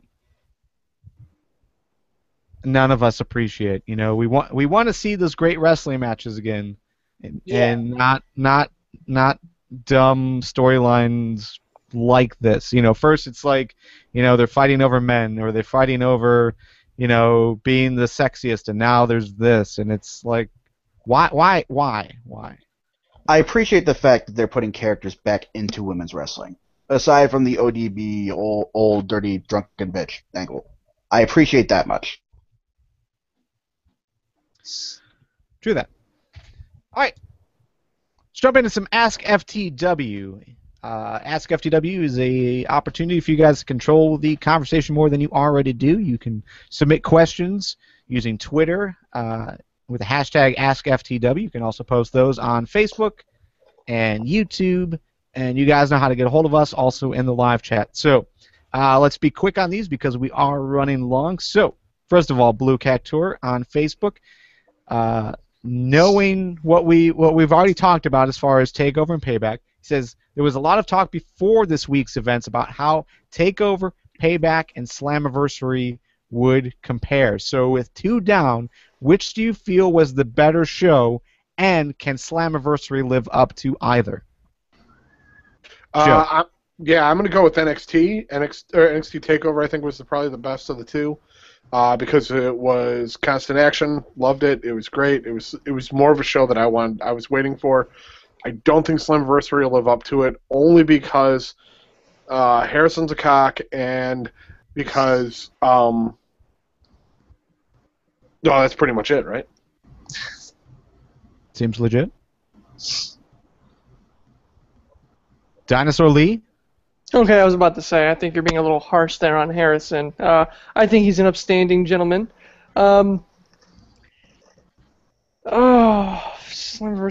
I don't know. To be completely honest, wait, what was the tweet that I sent out that you mentioned earlier? It was about Raw. Tweet? Damn it.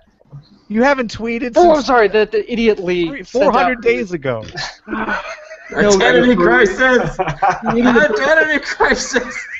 Oh! Raw was yawn-worthy, is what you said. Oh, why am I committing to this so hard? It's so Crisis confusing. on Infinite Lees. Okay, so You know, Dinosaur Lee is just going to end up getting drunk, and then it's going to be it's going to be splayed everywhere. So don't worry about it.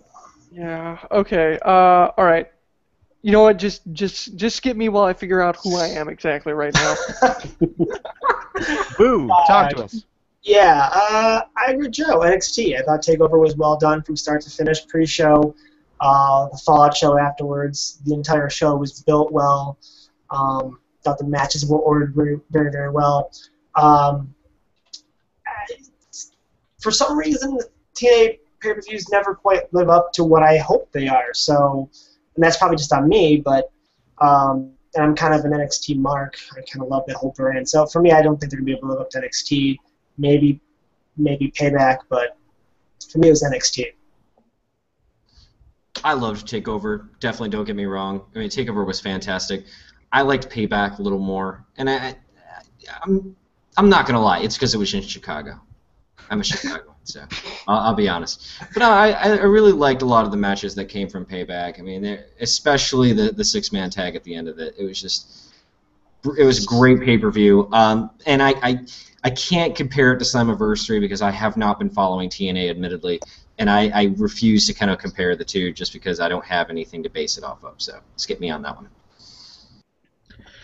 I think Takeover was overall a better show than Payback. I think the comparison is a little unfair just because Takeover is a 2-hour show, and if you just chopped the second hour out of Payback, it probably would have been very, very comparable because it really was the second hour that dragged Payback down.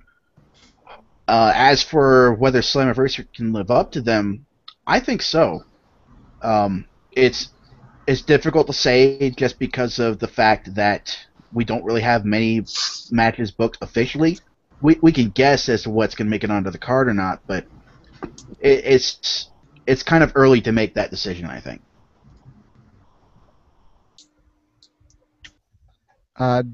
Dinosaur Lee, did you want to jump back in this? Okay, yes. Dinosaur Lee wants to say that Takeover, out of all three, at least with these two down, Takeover was better than Payback, because going into it, what Payback and Takeover were promising, Takeover definitely did a better job of it. As far as can Slammiversary live up to that, I would say so. TNA usually takes some of the larger of their pay-per-views, like Slammiversary, really seriously, and this card's looking pretty solid. So as far as between the three of these, Takeover was great, Payback not so much. The bar's pretty low. I can see Slammiversary beating that, but then I have high hopes for Money in the Bank. I think that's going to be awesome. All right, for me, I'm torn. Takeover, I like the matches better. Payback, I like the stories better. Which I think is what WWE wants anyway. So, all right, moving on. Corey was lobbying for a full podcast devoted to us creating a menu for a WWE themed chicken restaurant.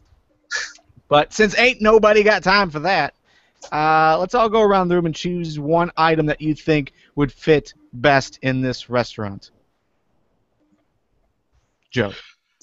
Well, I mean, if you're going to have a restaurant like this, you need something spicy. So I'm going to say you go back to the classic WWF, and you get the Red Rooster Spicy Barbecue Chicken. Dinosaur Lee? I think if you're going to be doing the Red Rooster Spicy Barbecue Chicken, one thing you got to make sure is you definitely wash it down with a Stone Cold PBR. Oh dear. Boo. I wasn't prepared for necessity of wit. I don't really have that right now, so. Well, I'm a dinosaur, so the bar's pretty low. It is a chicken restaurant, so I'm pretty confident everything's beige. Yeah. Yeah. But I'm blanking right now, so perhaps come back to me. I'm not promising anything, but maybe I'll come up with something. Scott. Well, ladies and gentlemen, you can get yourself the You Can't See Me Hawaiian chicken salad made with hustle oranges, loyalty marshmallows, and respectful barbecue chicken. Fake sponsors is my gig, man. That's my gig. I bet you at this restaurant we're going to have Just Incredible working as a cook. Yes. Nick, what do you got? I got JBL's Maggled Potatoes, and it comes with a side of horseradish. Oh, dear. Did you say mangled potatoes? Maggled potatoes. I kind of like mangled potatoes better. Ham and Maggle. Potatoes, Maggle. Potatoes. Michael Cole, you're an idiot. Maggle, M-A-G-G-L-E. Maggle, exactly. Let's see. From the live chat, we've got Razor Ramon, the Razor Pizza. I'm not. I don't get that. The British Chicken Dogs. No. CM Punk Hot Wing Challenge. Try not to quit. That was a good one. Thanks, Corey, for that. For me, it's got to be Bob Backlund's chicken wing or crossface chicken wings. Yeah, there we go. Yeah, I think that would be perfect. Well, let's get. But what about something like a chicken nacho man Randy Savage dish? No, that'd be filled with Slim Jims. Ooh, yeah. Okay. Well, regardless, whatever would happen in this restaurant, it would obviously instantly fail because we'd have to have Scott Steiner as our accountant. Oh dear. Or let's see. It's right on the tip of my tongue. Damn it. I mean, if you're gonna have the fuck what? And I can't remember some of the ones you guys have said. Oh well. What about the Too Many Limes chicken and dumplings? Awesome. I I thought we couldn't do an entire podcast of this, but I'm starting to think we could. I'm available for it. Let me tell you, I ain't doing shit these days. So. We came up with a lot of material in the Raw live thread. ODB's fried chicken. All right, from the live chat, That's Benjamin wants to know, do you think a wrestler, quote-unquote, deserves anything besides a cash bonus for a good match? I keep hearing Ziggler deserves to be in the main event, but I completely disagree. What do you guys think, Joe? No, I think it's a valid statement that nobody deserves anything but a paycheck. I see it. It's the company that who they want to elevate to where and put people where. I mean, I get it. It makes sense to me. Do the job. Yeah, obviously, everybody wants to be the best, and they want to be the guy that makes the most money. That guy's the champion, for most cases. So yeah, that's why you want to get up the card. We want to see Dolph Ziggler make more money. We want to see him excel at his skill. That's why we want to see him get to the top. But does he deserve to be there? No, we just feel strongly that he should get some recognition. Dinosaur Lee. Okay, I don't have the chat open. How much heat did Benjamin get for saying he completely disagrees that Ziggler should be in the main event?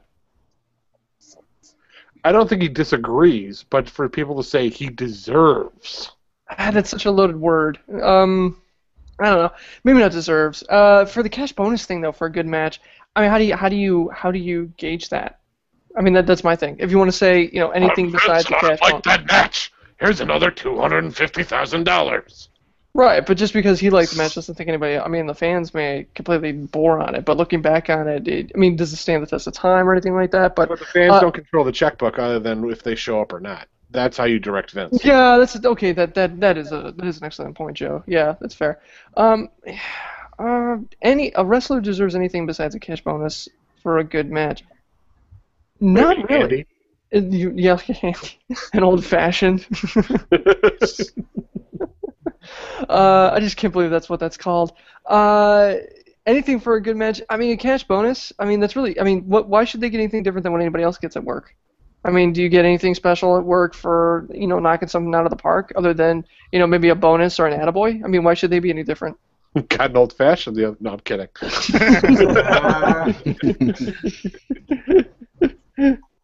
Boo. I'm kind of torn. Like, I feel like if you do something good, depending on what your profession is, you can be promoted. You can be, excelled to the top of your field and respected more in that regard in terms of getting tougher jobs or bigger clients or whatever the case may be. So yeah, I do feel like respect has some play in it. But then at the same time, I'm right there with you guys going, well, maybe not. Maybe it's just a paycheck thing. But just to play devil's advocate, I guess I do feel like the more you put in, the more you can do things, the more you can excite the crowd in this case and put forth the matches, and if you have a respectable locker room, that maybe perhaps they give you the shot and run you up there to see how you do. I mean, they gave The Miz the title. I mean, still waiting for logic on that one. So yeah, I think it matters a little bit. I really do.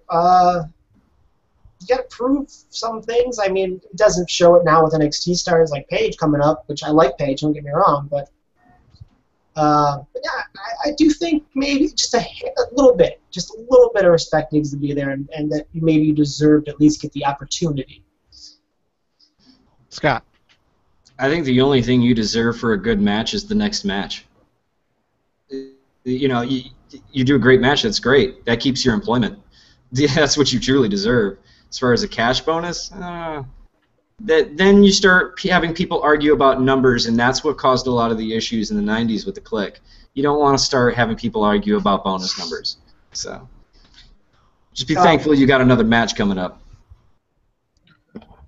Quickly to touch on that, I agree with Scott's point of view as an employee. As a wrestler, that needs to be your mentality. But from the boss's point of view is where I was coming from. But from what Scott was saying, I completely agree as the talent's point of view should be that at all times. Nick? Yeah, I don't even know about the cash bonus deal, because then you start turning it into like an MMA situation where you only get paid where you get paid according to how many matches you win and lose, and with a scripted thing like pro wrestling, that doesn't really work out. I think wrestlers deserve some kind of recognition for good matches, but to say that Ziggler deserves to be in the main event just because of how he works, I think that's going too far. So, yeah, on the whole, I'd have to disagree. Yeah, and we've talked about this before. I mean, with the term "deserve," it's so heavy feeling. You know, who are we to really determine who deserves what? I mean, there's so many fans who like Dolph Ziggler, sure, but there's also fans out there who don't like Dolph Ziggler. So you could say the same thing about Zack Ryder. Zack Ryder deserves a shot on TV. No. Probably doesn't. Yeah, he does. Well, you can stop railing about that, because he does get on TV every week, and that's in the bunny suit. Yeah. So I mean, overall, it's so subjective. I do want to say one thing, though. I do want to bring up one thing. The idea that a wrestler should be happy that he has a match next time, and Scott, I realize that your point is going to be a little more nuanced than what I'm saying here, but I mean, I supervise people with what they do, and at my job, and I make a point that they should feel comfortable failing. In fact, I feel that they should embrace failure and understand that it's a learning experience and it can make them better. And the idea that you're only as good as the last thing you did is a really toxic environment, and I think that it should be go out there, kick ass, and don't be afraid to experiment. And if you do something amazing, here, you made the company better, so we're going to give you a slice of that. And I think you're inaccurately translating what I'm saying, though. I'm not necessarily saying that a poor performance is toxic.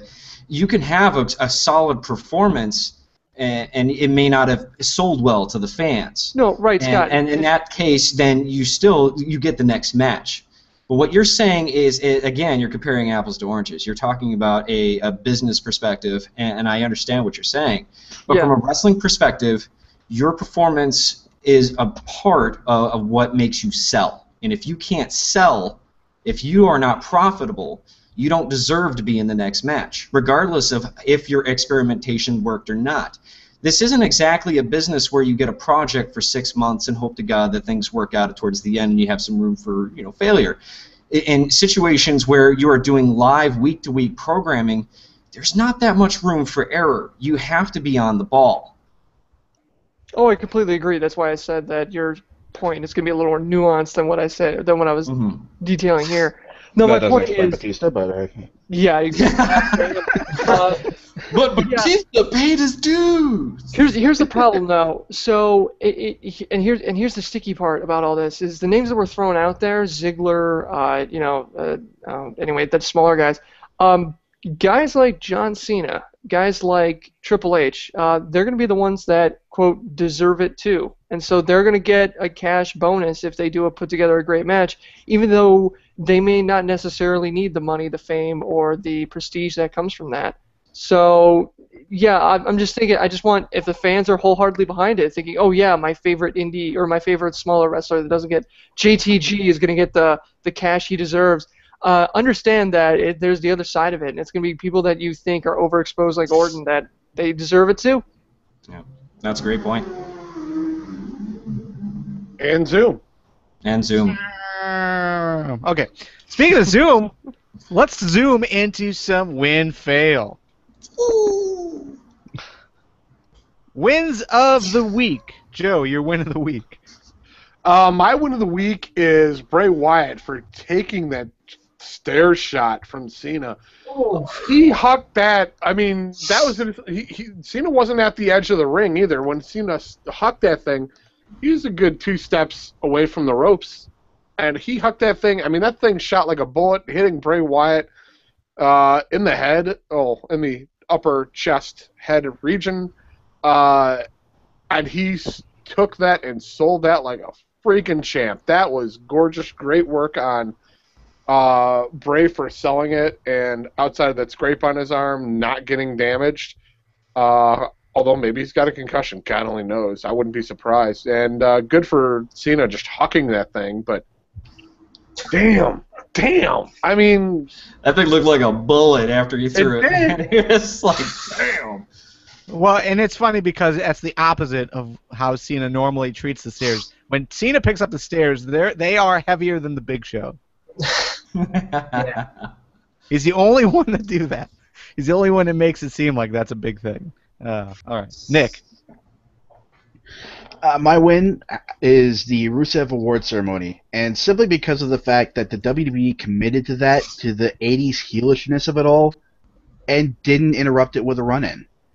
I just have to give it to the WWE and applaud them for being that committed to a segment. It might have been a train wreck of a segment, but they committed, by God. Hey, it's your win, man. It can be whatever the hell you want it to be. So. Dinosaur Lee, your win of the week? Dinosaur Lee's win of the week is the Shield getting a clean win over Evolution. Not just because of the surprise, but let's be honest here. We got the Shield, who are relatively new, still kind of. I mean, you're only looking at maybe a couple years, and Evolution consisting of, Triple H, Batista, and Randy Orton, three guys who really don't put anybody over ever, let alone they don't even put each other over, and they laid down and took it like champs. Yeah, the fact that the Shield got a clean win, sure, it was all a knot because the Shield completely dissolved the next night, but the point being, sort of dissolved the next night. Point being, for one shining glorious moment, you got to see Triple H, Batista, and Randy Orton put over other people that have never held championship gold, singles championship gold, aside from Ambrose. But come on, the U.S. Championship. Psh. Scott. To kind of, I guess, piggyback off that, it would probably be Seth Rollins' turn. It was one of the things that they could have done, and one of the very few things they could have done, to keep that storyline going and keep it entertaining and really swerve the audience. And it did. It hit hard, and it was awesome. So Seth Rollins' turn was great. Fucking Hydra. Boo? A lot of the good ones are covered. Pick something new. Zayn and Prince Pretty. I can't think of his name right now. Tyler Breeze. Thank you. Yeah, and just Zayn and a lot of maneuvers. See, I'm blanking on what it's actually called now, like a powerbomb, like butterfly. Orange Crush, right? Isn't that called the Orange Crush? The one where he almost lost him but brought him back down. Yeah. Mm-hmm. Orange Crush. That was impressive. That was very, very impressive. Also, there was a comment in the live chat on Facebook during the Payback pay-per-view about the announce tables that had me laughing. The one that's like, the folding table just was like, we'll take one for the team, Spanish announce tables. Go on for greater things. I couldn't stop laughing. Like, I couldn't. I was like, that just won me over. So, those two. I always love whenever they start coming over to the tables, when Ricardo Rodriguez starts getting visibly upset and motioning to the other announcer's table. It's like, why don't you pick them for once? Yeah. I do love when they didn't smash the Spanish announce table. Like, Ricardo Rodriguez took a picture of it and posted it on Twitter. It's like, it's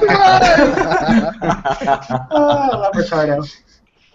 I think it's awesome. One of the best Twitter accounts. Yeah. From the live chat, we've got Tyson Kidd versus Adrian Neville, which many are saying is the match of the year candidate. WWE Takeover in general, as well as Payback, people are generally pleased. Dean Ambrose's reaction to the Rollins turn. That was really good. The Rollins turn in general. Everyone's into it. And real quick, before we move on to fails, Benjamin in the live chat is questioning, is that the first, and this goes back to you, Joe, as far as your win, the John Cena throwing the stairs. Is that the first time that any of you guys can remember that spot actually connecting? Because I think that is for me. I mean, if it's connected before, it's never connected that solidly. Yeah. It was accurate. I mean, Yeah, I mean, if you were playing Call of Duty, that's a fucking sniper shot right there. It's just, bam! It was no headshot. Exactly. I could dance all day. I could dance all day.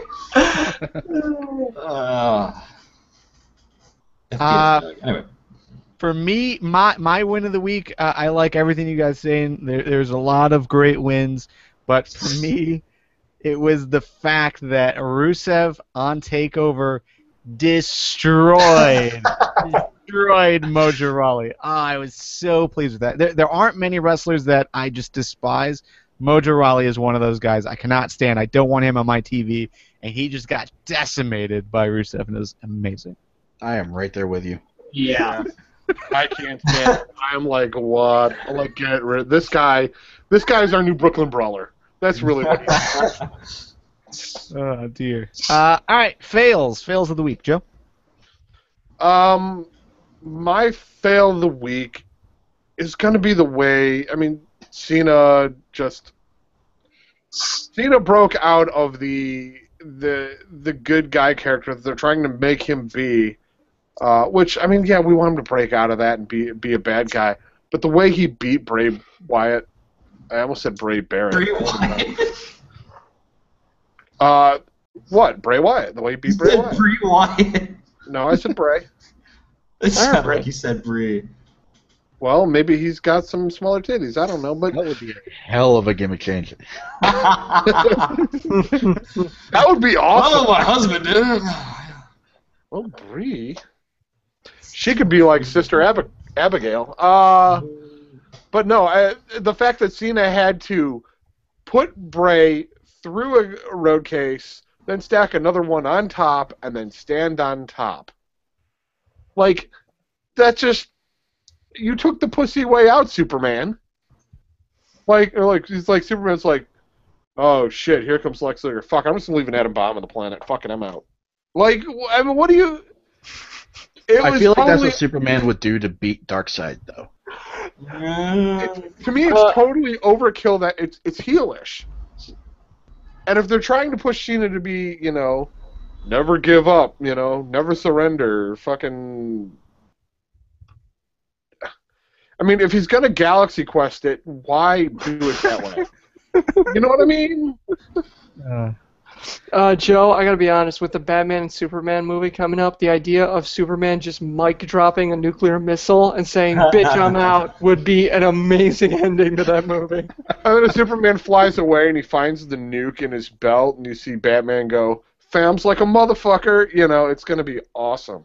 Only if they rap battle. It's gonna be Affleck. Dinosaur Lee, your fails of the week. My fail of the week is Bray's loss and no Bray. No Bray. Bray's the seriously best thing going on WWE right now. I don't like the loss to Cena. I like the idea of Cena getting beat down a little bit more to really rise up from the ashes. And the problem I have is whenever Cena does one of these kind of wins, especially when it's a not false count anywhere. Damn it, hang on a second. Last man standing match. Yeah, the problem with these last man standing matches that Cena wins is that they're always the feud killer. It's all right, the Cena of the feud, and I still think that Cena and the promos that Bray and Cena cut the Raw before the pay-per-view were the best things that those two have done this entire time, which makes me think this feud had more legs, and now we're not going to see it because we already had the last man standing match, and Cena won, and that's the end of it. I still think those two had more in the tank. So that's my fail. That Bray lost because of that, and that's the end of that feud. Okay. Boo, your fail of the week. I just feel like Cesaro's being just like kind of lost. I mean, maybe just I don't put enough emphasis on Sheamus, but I feel like they could be doing more. He's a Paul Heyman guy, tremendously talented. I feel like he's just kind of shuffling in the middle somewhere. I like to see him get something else going on with Cesaro. Scott? To start, let me say that I love the fact that WWE has been really trying to push tag teams as a whole and try to get more of a tag team division going. That's great. But Goldust and Sin Cara? I would love to be a fly on the wall for that conversation. Hey, Vince, who do you think we should put with Goldust now that Cody Rhodes bitched out? Well, let's put that beaner in the mask in the match. It'd be great. Hey, man, he's not bad. We're a Mexican. I just don't understand. What was the cause of that? I mean, I get maybe they wanted to put Sin Cara in a match, cool, whatever. But with Goldust? Paint, mask, same thing. I mean, come on, man. If you're gonna make this whole storyline, if you're gonna make this whole storyline where ultimately they're trying to find a new partner for Goldust, at least make it a little more serious than, hey, let's put Botchamania in the fucking match. Come on. Okay. Let's take a quick snippet there. You can't call it Botchamania because that's a different Sin Cara.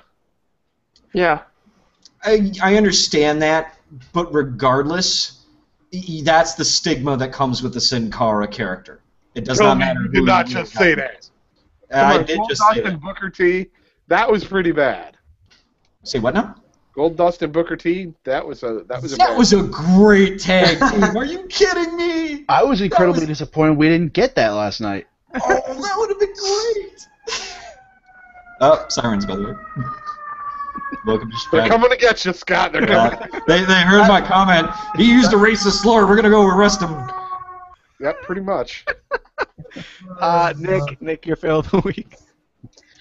My fail comes more from last week than this week, but it still applies. It's everyone piling on to TNA, not selling out the Manhattan Center or not selling out Slammiversary, excuse me, when they started a month in advance.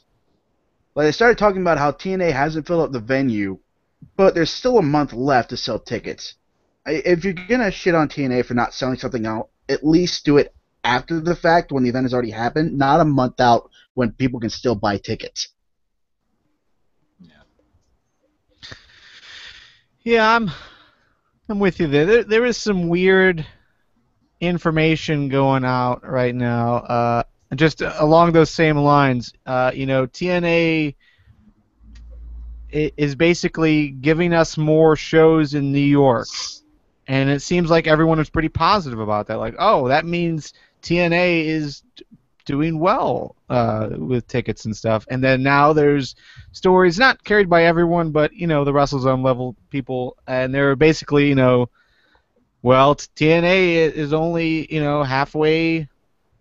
halfway filled with their dates of New York. Even though, again, yeah, like you said, we still got a month. We still got a month left. Yeah, we got more time for that this Slammiversary, and people are still talking about how they're only half full. Yeah, I mean, it would be great if TNA existed in a situation where they were selling out in a couple of minutes, like WWE can certain events. But even WWE, most events don't sell out right away, if at all. So I don't know. They just this ongoing stigma that TNA can't do anything good. All right, so some fails from the live chat. We've got Jay Uso's inability to sell his ribs properly. JBL apparently said WWF, said WWE. Wait. Jay Uso couldn't sell his ribs? That's because he didn't do it at the WWE Chicken Pack. Oh, that's true. Bam! And really, there's not many other fails in the live chat. And honestly, I don't really have a fail from this week. I think everything was pretty solid for the most part, outside of what you guys talked about. So, final thoughts. You guys have any final thoughts? I just think it's interesting that nobody really commented on this, but I've seen a lot of people talking about how TNA copied WWE yet again with the Bully Ray and EY match, where MVP appointed all the special roles, and obviously we had the Evolution Shield match where that happened as well. TNA taped that episode on May 8th. That Raw episode didn't happen until May 19th. Oh, Nick, bitches. Yeah, that is interesting, yeah. And nobody's talked about it. Well, you just did. And therefore we just did. And therefore we're better than everybody else. Nick, elevating the level of discord that Dinosaur Lee is crashing into the ground. Damn straight. So wait, you mean to tell me that the IWC made a comment that can be argued upon? That's insane. Yeah, I mean that never happens. It is a rarity for sure. It never happens. So, what do you mean somebody shows brand loyalty in the stupidest of ways? Any other final thoughts? All right, well, usually we give this opportunity to our guests to publicize where they can be found. Matt is invisible on the internet, except for you can be found in the Facebook group, live chatting every week, so you can find him there. And Scott Viper, again, where can people find you? Well, if you want to send hate mail to me for the Beaner comment, you can probably find me on Twitter at Scott Viper, VYPER. I actually don't do a podcast anymore, so I can't plug one. So. Well, you do a podcast. Oh, you're on Tuesdays. Well, anyway. There we go. All right, cool. And that's the show. You can go check out. Oh, wait, actually, I have a final thought. I've been doing something a little bit different on the YouTube channel, trying to put a little bit more content up there. So, if you are a subscriber, then you've already seen that Wrestling with Beer is now going to be on the YouTube channel.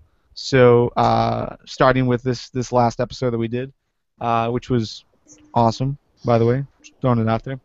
Also, I've been doing some mini vlog things where I take a topic and just talk about it for 5 minutes as I'm driving in the car or something. So definitely interested in hearing some feedback on it. If that's something you guys would like to see more of, I'll continue doing them. So that's it. Final thought. YouTube.com/the FTW podcast. Plus all of our episodes over there, you can see our face if you're listening on demand only through subscription. Really, why wouldn't you want to look at our faces? Yeah. Seriously. We're sexy. Oh. I'm a dinosaur.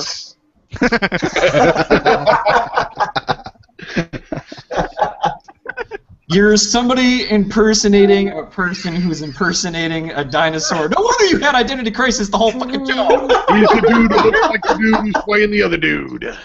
Wait, he's not a dinosaur? No, I'm a dinosaur. My identity crisis came full circle, and I'm leaning into it. I'm just gonna be good. I'm a dinosaur person. For a second, I thought I was being lied to. No, I'm sick of lying to myself, Nick. This is me. This is me. It's me. I can't even. He came out of the cave. He came out of the cave. Well, that Jurassic Park gig didn't work out for you, so hey, wrestling podcast. That's where it's at, right? Yep. Technically, he had one job, but he found another somehow. I don't know how that worked out. So, all right, and that's the show. The Dinosaurs Talk Wrestling. Dinosaurs talk Wrestling with dinosaurs. Baby,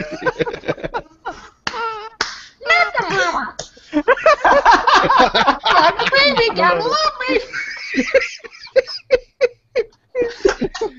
Okay. And that's the show. Go check out FTWpodcast.com for more information about us and how to get involved in the future. We love the chance to read and respond to your feedback. That's why we bring your questions onto the show. For even more WWE and TNA discussions with the rest of the FTW community, you need to go to fanstalkwrestling.com. That also has links out to all of our other things, such as our YouTube channel, as well as the Facebook group, the Facebook page, the Google Plus community, which is really fairly active. So, yeah, lots of cool conversations going out there. Get involved in all of them. We record every episode of FTW on Tuesdays at 8 p.m. Eastern on FTWLive.com. For myself, Joe, Nick, Dinosaur Lee, Scott, Boo, and everyone in the live chat, we'll see you next Tuesday. Just.